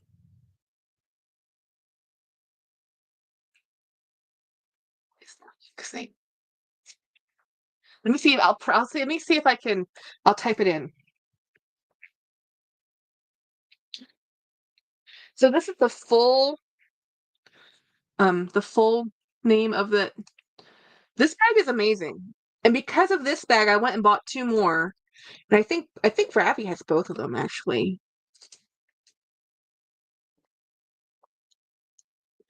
So this is a French brand, and I'm saying it wrong. I can't pronounce it the right way. I say Lamarthe, and believe me, I know I'm saying it wrong. It's kind of saying like uh, Versace or saying Hermes. That's how badly I'm butchering the pronunciation. Um, this brand is Diderlarthe.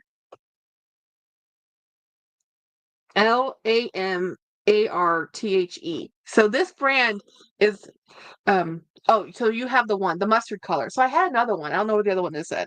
I had 3 at one time. This is the only one I kept that I think I know I kept. I might have the other one somewhere. But this brand is a French brand, super low key. And if you talk to people who in France, like you watch what are people in France wearing, Pollen apparently is one of the brands people are wearing. They're wearing a lot of there's a nylon bag that people are wearing a lot of, and this is one of those brands too. Because when you're in a walking city like Paris, you don't want anything that can be uh, pickpocketed or someone trying to steal it off your shoulder, guys. Um, are you going live tomorrow? Um, are you asking me, Keith? I'm not feeling too great. This Jeanette looks like it looks like a Dooney. This company. This is not this is a fabulous crossbody. This is one of my favorite this one and my Dooney Ethics are some of my most comfortable crossbodies. Pickpocketers are in Paris and Rome are out of control. Yeah. So you want to carry things that don't make you a target. Like when I tell people traveling, Keith might know this, Americans in general. Hey Maria. Um, yes, I probably am going live tomorrow because it's my birthday. I will probably go live tomorrow. I have no plans right now, but I no plans of what to talk about, but I do plan on probably just going live and hanging out with you guys on my birthday. So when I tell people okay, so when you watch like Dale's Addiction, when she talked about her trip to Paris and how they were treated, and she said it was wonderful, it was great, and we didn't have any problems traveling, and everybody was polite to us, and nobody was rude. I'm like, that's because you're Australian. And oh no, we might get a cake. I don't know. We haven't talked that far, Keith. We haven't talked past tonight, so we don't know. Nothing's planned. I think the only thing we have planned tomorrow is actually going to the hospital. That's pretty much how we plan our life now. So in Americans, and this is what we talked about, Keith, because um, my favorite cake flavor of all time, my favorite cake flavor is spice cake or coffee cake. Um, I like a vanilla cake with spices. I don't actually like frosting and icing, so I like a coffee cake or it doesn't have frosting and icing. I like cinnamon. Anything with a lot of cinnamon in it is my favorite cake. Jackie, I sent you something on that brand. Oh, cool. Coffee cake. I know, Keith. You know my favorite cake forever, never, never was pound cake. Okay, so let me share with you what Keith sent me about this brand. Since 1930, the Lamarthe brand has embodied timeless elegance and French craftsmanship in the world from good leather. I guess if it's 1930 and it's not is it 100? It's not 125 years yet. It is created from carefully selected leathers. Each creation is distinguished by clean lines, delicate details, um, precious heritage of House of Lamarthe. So let's see. I'll show you. Yeah, the average bag. It's about 200. No, that's on sale. 400 euros on without being on sale. Um, 200. Yeah, so they're affordable bags. They're right there with the same type of bag as um, Paulin. Let me see if it has the Heritage line. Come on. There we go. I think that's what we just looked at. Let me see. There was a facts Q&A. Coffee cake. Yeah. Continue on the people that are targeted in Paris. I will. I'm going to go. I'm going to keep on going there. Um, does it say when it was established? I'm trying to see when this thing was. So I guess based on price, this is considered a mid brand, but old school. So it's not. I don't know. I consider it a designer. Anyway, so the thing about Americans traveling in Europe, and because we don't travel very much, if we do, it's all within the continental United States. Up until recently, you didn't even need a passport to go to Mexico or Canada or go to the Caribbean. You could go on a cruise and never have to have a passport. So most Americans didn't have a passport. And if you're only ever going to Mexico, maybe if you're lucky, some people went to more further, like they went to South America, but most people in America only go to Mexico. In some of the islands, and they might go to Canada if they're north. The furthest afield they might go is Hawaii, and Hawaii is a state, so it's not as if they're traveling far. And if you want to go to Hawaii, you don't need a passport. So it's so when people go to Europe for the first time, it's a big deal. It's a big deal, and Europe is closer, depending on which side of America you're on. Um, and I'm assuming let's do Europe because Europe is kind of like we are colonized. Most people here are German, French, Irish, Spaniards originally because we killed off the indigenous population of North America. So most of us came from Europe, you know, and so most people want to go to Europe. So the first time they go to Europe and they're Americans, and this is what. So when I have friends who say, "Well, I've never been to Europe. We're taking our dream vacation. We're going to go to Italy. We're going to Rome.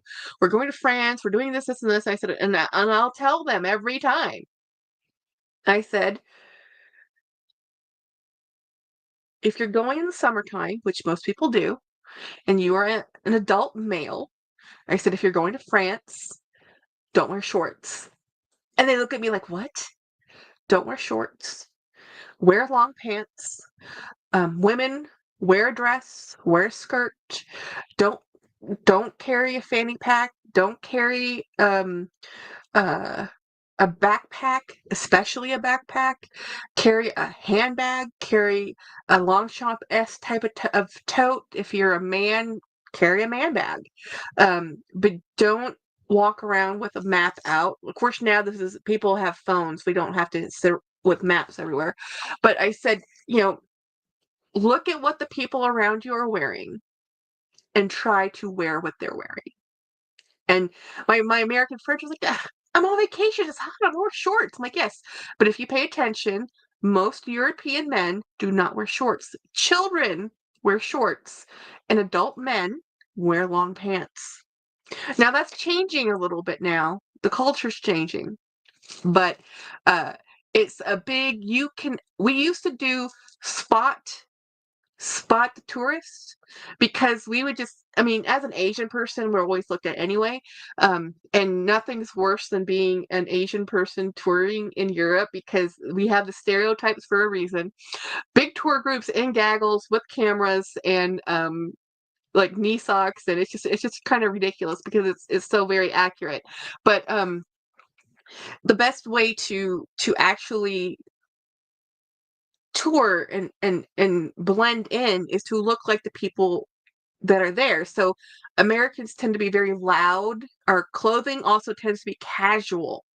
If you pay attention, people who live in the city you're visiting are living and working in those cities. They're normally going about their day. They're normally going to work.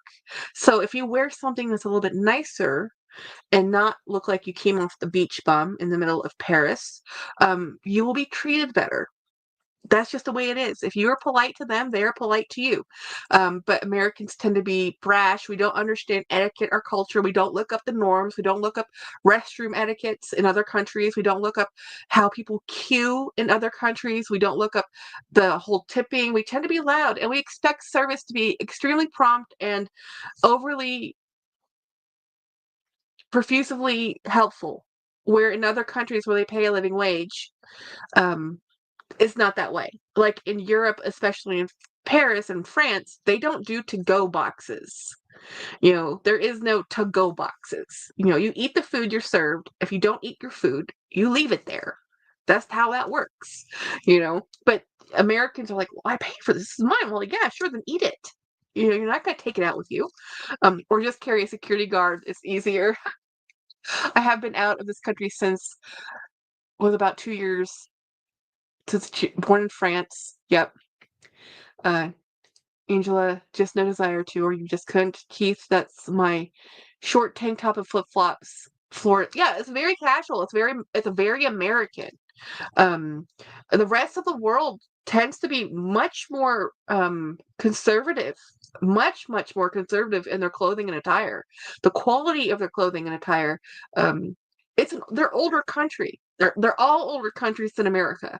So you go to a country that has hundreds of years of history behind it. Um, it goes. I mean, shoes. Something as simple as shoes. The shoes we wear in America aren't the same as the shoes we wear in Europe because it's a walking city. You would think everybody lives in a casual tennis shoe. They don't. You know. And don't ever wear sandals with socks. Yeah, don't wear sandals with socks, guys. Bad form. If you're Asian, I can't say this because I'm Asian. You're cutting the line, rush, rush, rush, fast, fast. Mentally ain't gonna work in France. Yes, yes. And Americans, and Americans, we have this on the go, eat on the run, fast food, buy things in a rush, get things done quickly. European mentality is different. It's very much, and this is, Paris, Germany, Italy, Scandinavia. This is not necessarily Eastern Europe, and this is not necessarily, and I'm only speaking about Europe, guys, because I don't have any experience in Africa. I only have experience in Europe and in Asia, and the Asian countries are Malaysia, Thailand, and I spent a little bit of time in Japan, but never really in the country.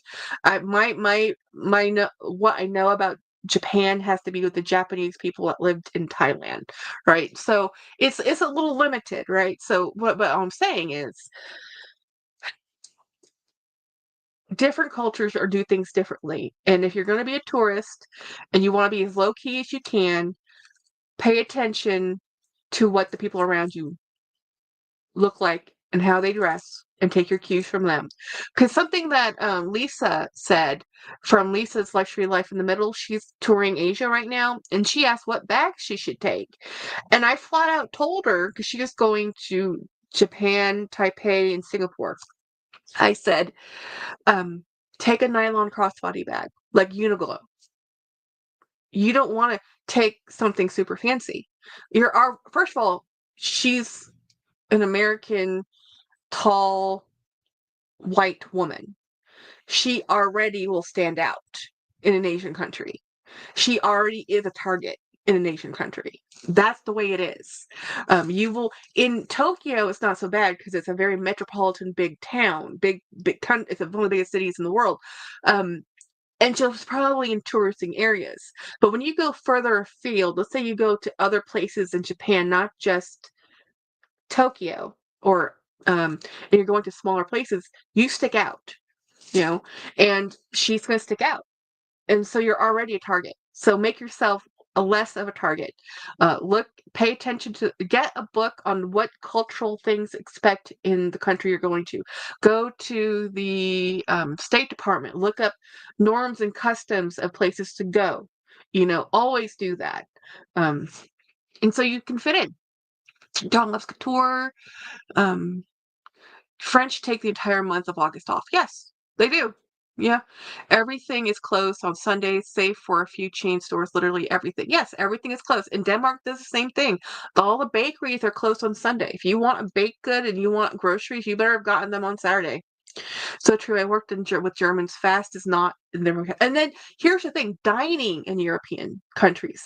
They think Americans are absolutely off their rockers. My stepfather thinks Americans are crazy. Literally. He says, you guys are crazy. You work too much. You don't stop to eat. You don't enjoy life at all. Have a drink. Drink a beer. Have a burger. And they're not talking about go to McDonald's. They're talking about sit down and have a 2-hour lunch in the middle of your day. Because that's what dining and personal relationships and having a meal together means something different in Europe than it does in America. In America, we are work, work, work, work. James and I would rather eat in the car driving from point A to point B than stopping somewhere and sitting down and eating. Like, we don't want to do that. That's not us. My mother would never do this. My mother, when we were traveling in Europe and driving, we would stop if we were just driving cross country, like going from country to country, we would stop and have picnics, literal picnics, like the whole thing. The mats on the floor, all the food had been packed. Mom would pack everything in the car, and we were our cute little Asian selves would be sitting down. I remember doing this in Switzerland, sitting there staring at the Alps in Switzerland, sitting on the grass. I have pictures somewhere, eating lunch because there's no restaurants on drive. You have to stop at a town and go to a restaurant. And then we're driving to another country and having a roadside picnic was normal. I'm like, what? Um, yeah. People drink alcohol at lunch there. Oh yeah. People drink alcohol at lunch there. It's normal. It's completely normal, absolutely normalized. I don't get along with Germans, just saying. So Keith says all but these are those cities that are super safe, like bag snatching is super low in Taipei and Tokyo, maybe Singapore, depending on where you are at. Yes, but you don't want to, again, but you're already going to be a target. Now, I think Japan in general is their whole culture is extremely regimented and regulated. Okay. So I'm not saying, I'm just saying that I said I wouldn't care. I was telling Lisa was don't worry about what bag you're taking. You're going to Japan. You're going to be traveling. You're going to buy another bag. This is Lisa, right? You're going to buy a bag in Japan. Take a bag that you can just put in your luggage and not care about, and buy a bag when you're at location. Italians and Portuguese take like a 90-minute, 2-hour lunch. They do. And or at least this used to be the way it was in northern Italy anyway, halfway, midway in the day, everything stops. Like nothing is there. People eat dinner in Italy at 8 o'clock at night. I'm in bed at 9. I eat dinner at 5 and 4 o'clock at night. These Europeans think Americans are crazy. Like Klaus thinks we're nuts. Like, what do you mean we're having dinner at 5 o'clock at night? Like, yeah, we're having dinner at 5 o'clock at night. We go to bed at 9, 8, and 9 o'clock. What do you mean? And he's just eating dinner at 8. That's normal function for his life because they don't wake up or do anything until 8 o'clock in the morning. I'm like, 8 o'clock in the morning. I've been at work for 2 hours. What the hell? It's just a whole different vibe. Whole different vibe. Bags tend to feel heavier the more you walk and the more tired you get. That's the truth. Yep, nylon. Take a nylon bag and take a shopping bag in your bag. So if you do buy something, you can carry it. You can have a bag. That's the other thing that they don't tell you is that people don't give you bags. When you purchase things, you have to have another bag to put things in, or you're buying a bag and you don't want to buy the bags there. I'm Italian, Maria says, and I've always eaten super really late. I grew up that way. Now that my hubby still do around 8 or 9. Yeah, it's absolutely normal. Absolutely normal to eat at 8 and 9 o'clock. Because, okay, so here's the standard thing for Klaus. Klaus would wake up at 8. He'd get to work at 9. For breakfast was a coffee and a croissant. Lunch was at 1 o'clock in the afternoon. He had a sandwich, open faced sandwich in the canteen. He'd get off work. He'd come home around 4 o'clock. He'd have an afternoon beer and a snack. And then they had dinner at 8. that is Klaus's entire life. So when he came to America and we're like, okay, well, we're up and we're out and we're gone. We're at work by 7. Like we're out of the house and at the office. Like, and breakfast was coffee in the car. Lunch is at noon. Dinner is at 5 or 6 when you get home. 7 if you're late, right? But mostly it's, 5 or 6. You're eating dinner and that's it. You're done, and you're going to bed by 10 o'clock if you're lucky by 10 o'clock, you know. So he could not handle that. He goes, Americans are nuts. And he lived here. He lived here for a while. He lived in Washington, D.C. because he was stationed here for a couple years when he was working for the Danish embassy at the time because he's Danish, Keith says, do Americans eat dinner at 5? I didn't know that. I do. Here in the South, we do. A lot of people sometimes they call it supper. Sometimes they call it dinner. And a lot of times it's between 5 and 6. Now with school activities, a lot of times families don't eat until later, 6 or 7. But most of the time, it's on the run. Family with kids doing sports, they're eating in the car between after school and going to the next sporting event. And then hopefully they'll get their homework done in the car, eating on the way to their sporting event. That's normal America. I thought it was for nursing home dinner time. Not in my household. We used to have dinner every single night by 6 o'clock. Every single night I had to have dinner on the table at 6. Keith, she's Canadian. Dinner at 5 in my house is Angela. I'm normally in bed by 9:30. Yeah, that's what we were like. Because we were, when I was my first job, we were up at 5 a.m. We were up at 5 a.m. and you were leaving and going to work by 6. My father was like that. So when you're waking up at 5, 4, and 5 in the morning, you're going to bed at 9.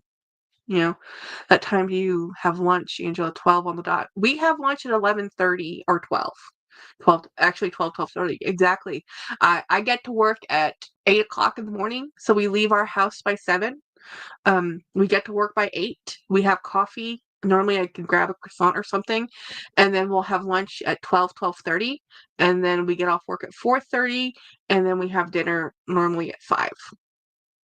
5:36. Normally, when you guys see me, when I have a 6:30 live, I either have eaten something in the car or I have not had anything to eat. Wait, what? Keith, my dad starts at 2:30. I'm always up early. It was Baker, Angela. We eat around 7 to 8, says Ronnie. I eat when I feel like it. I may pass out. Not. I may pass out, not 4. Oh, gosh. You're a third shift nurse. What the heck? I'm the same way. Do you have ADHD? What does Angela do that her day starts? I think she said her dad starts at 2:30. No, I work at 7 a.m. I'm in finance. Yeah. Keith, no, that's the one disorder I don't have. I just drink a lot of coffee all day, so I don't get hungry until around 4. And so I'll eat once and not again until the next day, and sometimes not at all. Yeah. Today, not that I'm saying do what I do, because I'm not. I had coffee and I had Diet Coke,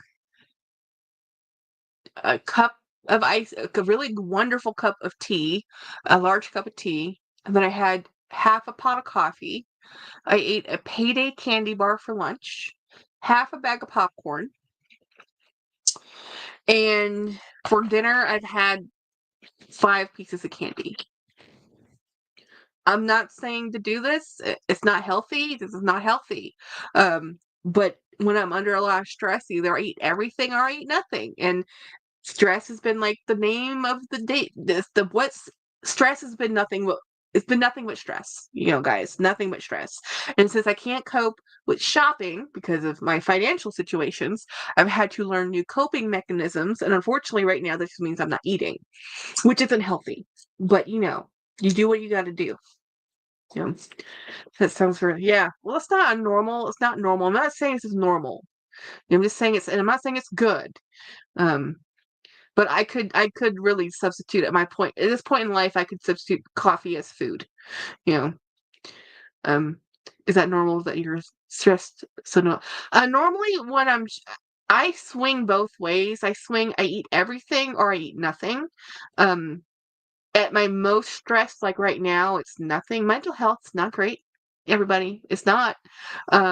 With his mom, going to the hospital every day is emotionally and mentally exhausting. And I actually went up into the ICU.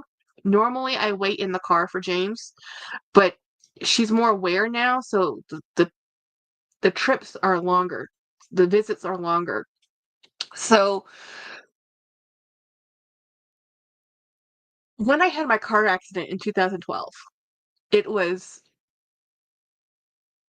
in hindsight, easy to say we got through it, um, we survived it, but I almost died so many times. And I was in the ICU. I was in the hospital for a month, and then the acute care facility for another month. And then I was in a skilled nursing home for another month. I was bed non-weight bearing in a bed for 3 solid months. When I say non-weight bearing, I could not move. Like, I could move my hands and my arms, my head, you know, I could put my bed up, put my bed down. I could not move my legs. I could move my feet. I could not move my legs. I could not lift my legs. I had to move left to right. Now think of all the bodily functions in your life, and you cannot leave your bed. You cannot sit up. You cannot bear weight. And you're in an extreme amount of pain. Okay? So it was, hospitals are not happy places for me, and ICUs just remind me of, I had everything you could get in a hospital, guys. I had MRSA. I was in intensive care for a couple weeks. I've had surgery, so many surgeries we lost count. Me being alive is a freaking miracle. So going to the hospital to visit his mother, knowing what she's going through, I don't wish this on anybody, anyone. Um, it's rough, and knowing that if she does survive all these procedures and goes on dialysis for the rest of her life, and if she can get out of the ICU, this is still the easy part, and that's the thing in hindsight.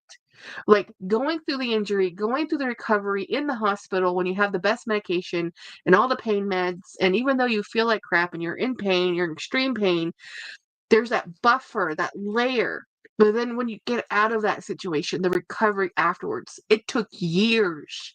I'm telling you, 2 years after that accident before I didn't have chronic pain every single minute of my day. And now I'm still in pain, but not like the first 2 years, guys. The first 2 years was hell, was hell. I would not, my whole personality changed. People who knew me pre-accident and after accident. I changed. My whole life changed. Everything about me changed after that accident. You know, so going to the hospital every day, and we've been going every day for weeks, is is emotionally and mentally exhausting. I'm trying to support James so he doesn't have to go do, because when I was in the hospital for 3 months, so was James. I was in the bed. He was sitting in the chair next to me. 3 months. He did not work. He took. He was with me 24 hours for 3 months as the person watching the person you love in pain. That's way harder. I'll tell you that. That is way harder. I would rather be the person in the bed in pain and going through the injury than watching the person you love do that. That I can't. I can't even. He was on pure survival mode. And he did that for 3 months because every time he would go away, something would happen. Like, if he'd leave to go to the house, go take a shower, he'd come back, something happened. I had so many doctors, um, even the surgeries would get mixed up. Like, oh, you have surgery today. I'm like, no, I have surgery tomorrow. Like, no, you have surgery today. No, I have surgery tomorrow. And because I had a trauma doctor, so I had so many different doctors because there's so many different injuries because of the car accident. It's just not, most people who go to the hospital have like a thing. You know, I had broken bones. I had a punctured bladder. I had um, a broken spine, shattered pelvis. I had all these other things. I had a hematoma, that I had an infection. And then, I mean, I had all this stuff happening to me that it was just one thing after the only thing, the best thing about this whole situation was I was only 32 years old. And I was fat because the body weight insulated some of the shock of the energy displacement. And I had 40 pounds to drop because I dropped 40 pounds in the hospital. I didn't eat for the first month. I was in the hospital. I was barely conscious, so this is why it's been emotionally, mentally exhausting that his mom has been in the hospital since February. Now she's the one going through it, but we're the support team. We're the support team, and we're the ones going to the nursing home all the time. And I believe me, I was in the nursing home too. I know exactly what it's like to be in a nursing home. I could not walk. I had to go from bedbound, non-weight bearing, to a wheelchair, to a walker, to a cane. And they didn't even know if I could walk. It was, and I'm lucky, guys. I'm lucky. I am the lucky person I was in a smart car that got crunched by an F-250 and I'm alive, you know? But that trauma, literally trauma, doesn't disappear. It doesn't matter that it's been 12 years. It doesn't matter that I've lived through it. When I go to a nursing home, when I go to a hospital, I remember it. The smell of the hospital, just walking into it. I don't care if it's in the lobby. I remember being in so much pain, I wished to die. I literally wish I did not live anymore. I literally said, God, I'm okay with this. I'm okay. If I just close my eyes and not wake up, I'm okay with that. And every time I woke up, like, okay, I guess I'm awake. So pain means you're still alive. So I have a different respect for pain now. Now that I have discomfort, I have pain constantly, not as bad as it used to be, but I still have, as I said, my entire life is modified. What chair I sit in, how long I sit, how I walk, where I walk, what I do. Everything has changed. And discomfort means I'm still alive. And that's how I view it. Like, yes, I'm not comfortable. Yes. And you can see it in my face. You can see it when I get really stressed out. And my twin sister still doesn't get it. A lot of times because she's very good at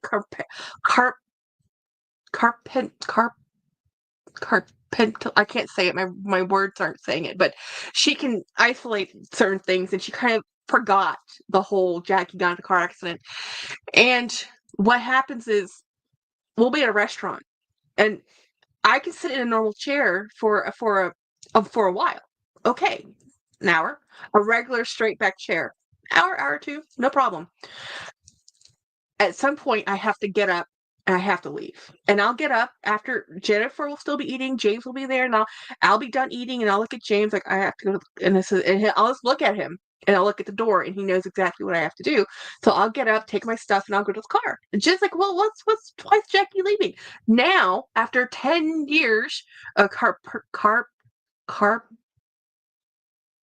compartmentalizing. Thank you, compartmentalizing. Um, she understands that I have to get up and I have to go sit in the car chair because the car, um, I can relax and my spine can stop being in pain. And I turn on the hot seat in the car so I can relax. In the morning, I can't bend over. I literally cannot bend over some mornings when it's cold out. Until I can start moving throughout my day. I'm 45, mind you. Until I start moving, I can't bend over because my back hurts too much. And that's never going to go away. That doesn't get better. I have a compressed disc. Those things, once they compress, there's no uncompressing this, other than other interventions. And everybody I've talked to when it comes to spinal surgery, they say wait till the very last minute. Don't do it till you need to, because it causes other issues.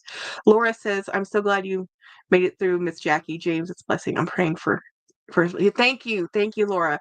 Yeah, it's really difficult because, and that's what James and I are, and because we've lived through this, we know how hard her recovery is actually going to be.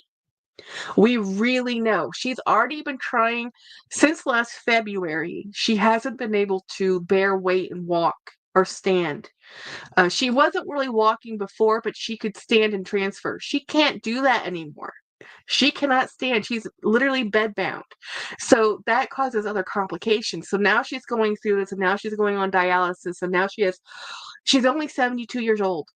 But her physical abilities are so diminished. We know how much harder this is. It makes it really, really hard. That's what I'm saying. Mental health this year has sucked. And then losing both of our dogs. You guys have been my lifeline. Thank you so much for being my friends and talking. And that's why I put so much content out, and I've been doing lives because And I really don't normally talk about my car accident, but it's just a lot happening this December. Um, and we don't really talk about it. People don't really talk about this, but trauma, just because you survive it doesn't mean it goes away. Yes, it does. It's hard. I've had many spinal surgeries, and the grass isn't greener on the other side. Yep. And Keith says it must be so hard for James to see his mother like this. It's very hard because the thing with his mom is that she's looking at us make it better. You know, she wants somebody to take care of it and make it better. And there's nothing. Here's the hardest thing you tell a patient is that you have to do the work. You, the patient, have to do the work. You have to move. You have to sit up. That's why as soon as you have a knee replacement, they are brutal. They're like, you got to get up and walk. And it hurts like hell. But it has to hurt to get better. And sometimes the problem with laying in bed the way his mom has been doing is that her core muscles are weaker and she can't support herself. It makes everything harder. She's not getting enough oxygen. Her liver, I mean, her kidneys aren't working. They're both shut down at this point. So now she's having to rely on dialysis to filter out. So that's a huge toll. Emotional toll is very hard, you know. So anyway, I've had to put in the work to get healthy. Yeah. Yeah. And it has to hurt before it gets better. And I always call physical therapy physical torture. But every time you go through physical therapy and you do what the therapist tells you and you go through it, by the end of the therapy session, normally you can move better because the body's meant to move, you know? So anyway, I always tell James, like, okay, I know it hurts. We're just going to do this. And I'll walk as much as I can. And I'm sitting down. And then I walk as much as I can and I sit down, you know? It's not very far. It's not very long, but it's more than nothing, you know? Craig, is I'm always found it appears to be easier for kids to comprehend a parent's loss when you see the pain they're living with and when it comes to compared to shock. Oh yeah. Um with his mother, nobody should have to go what she's going through right now. And I'm sure she feels very alone and very depressed. Because she is alone. She has kids. She has two sons. But Mike has seen her one time. We see her every day, but only for a few minutes, maybe at most 30 minutes to an hour when she's in a good mood, but she's in and out of consciousness. She has one-word responses. So how much of that does she remember? I don't know. Hello, I hear puppy feet. Hello, can you bring the puppy over here? I know, I threw the bags everywhere because I was looking for something. So let me move. Hello, Wednesday. Wait, did you hear me talking about it? Oh my goodness, Mr. Pugsley.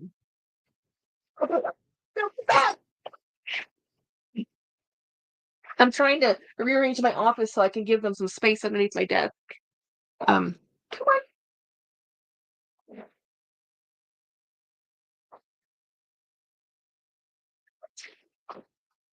This is Wednesday. Oh, look at the beautiful baby. But she is the best child. She is the best child ever. These are the best things to happen to us all year, by the way. Well, also meeting Craig and hanging out with my we went to Disney. We went to go see Craig. We went on a cruise. It hasn't all been bad. It's just been a lot of bad. There's Mr. Pugsley. He is the culprit. The culprit and destroyer of all good things. You know.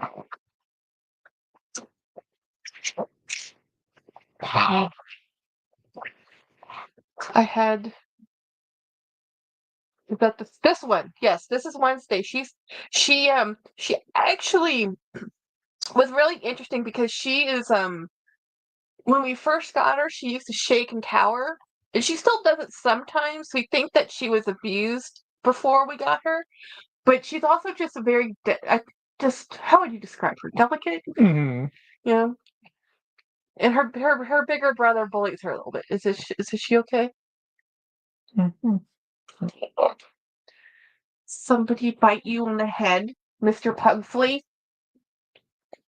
Yeah. I guess she's so small. She's so small too. Um, yes, that's Mr. Pugsley, Angela. Pugsley will wag, his whole body wags with him. He's so happy. Um,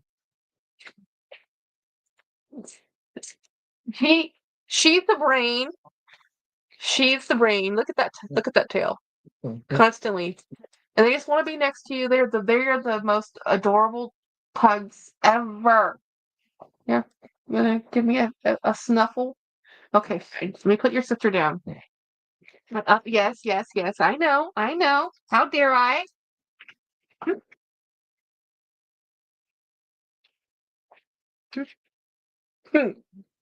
Okay, well, I'm gonna get off.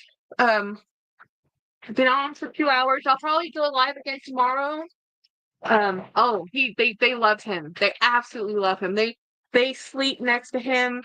They want to get close to him. It's so funny. Pugsley does a thing where he'll jump off the bed because Miss Wednesday can't. She's too small. She cannot jump that far. Pugsley will jump off the bed, go around the king size bed to James's side of the bed, so James will pick him up, and so he can get closer to James than Wednesday. Don't forget cake for Jackie. Oh, yeah, we'll get cake tomorrow. We'll get cake.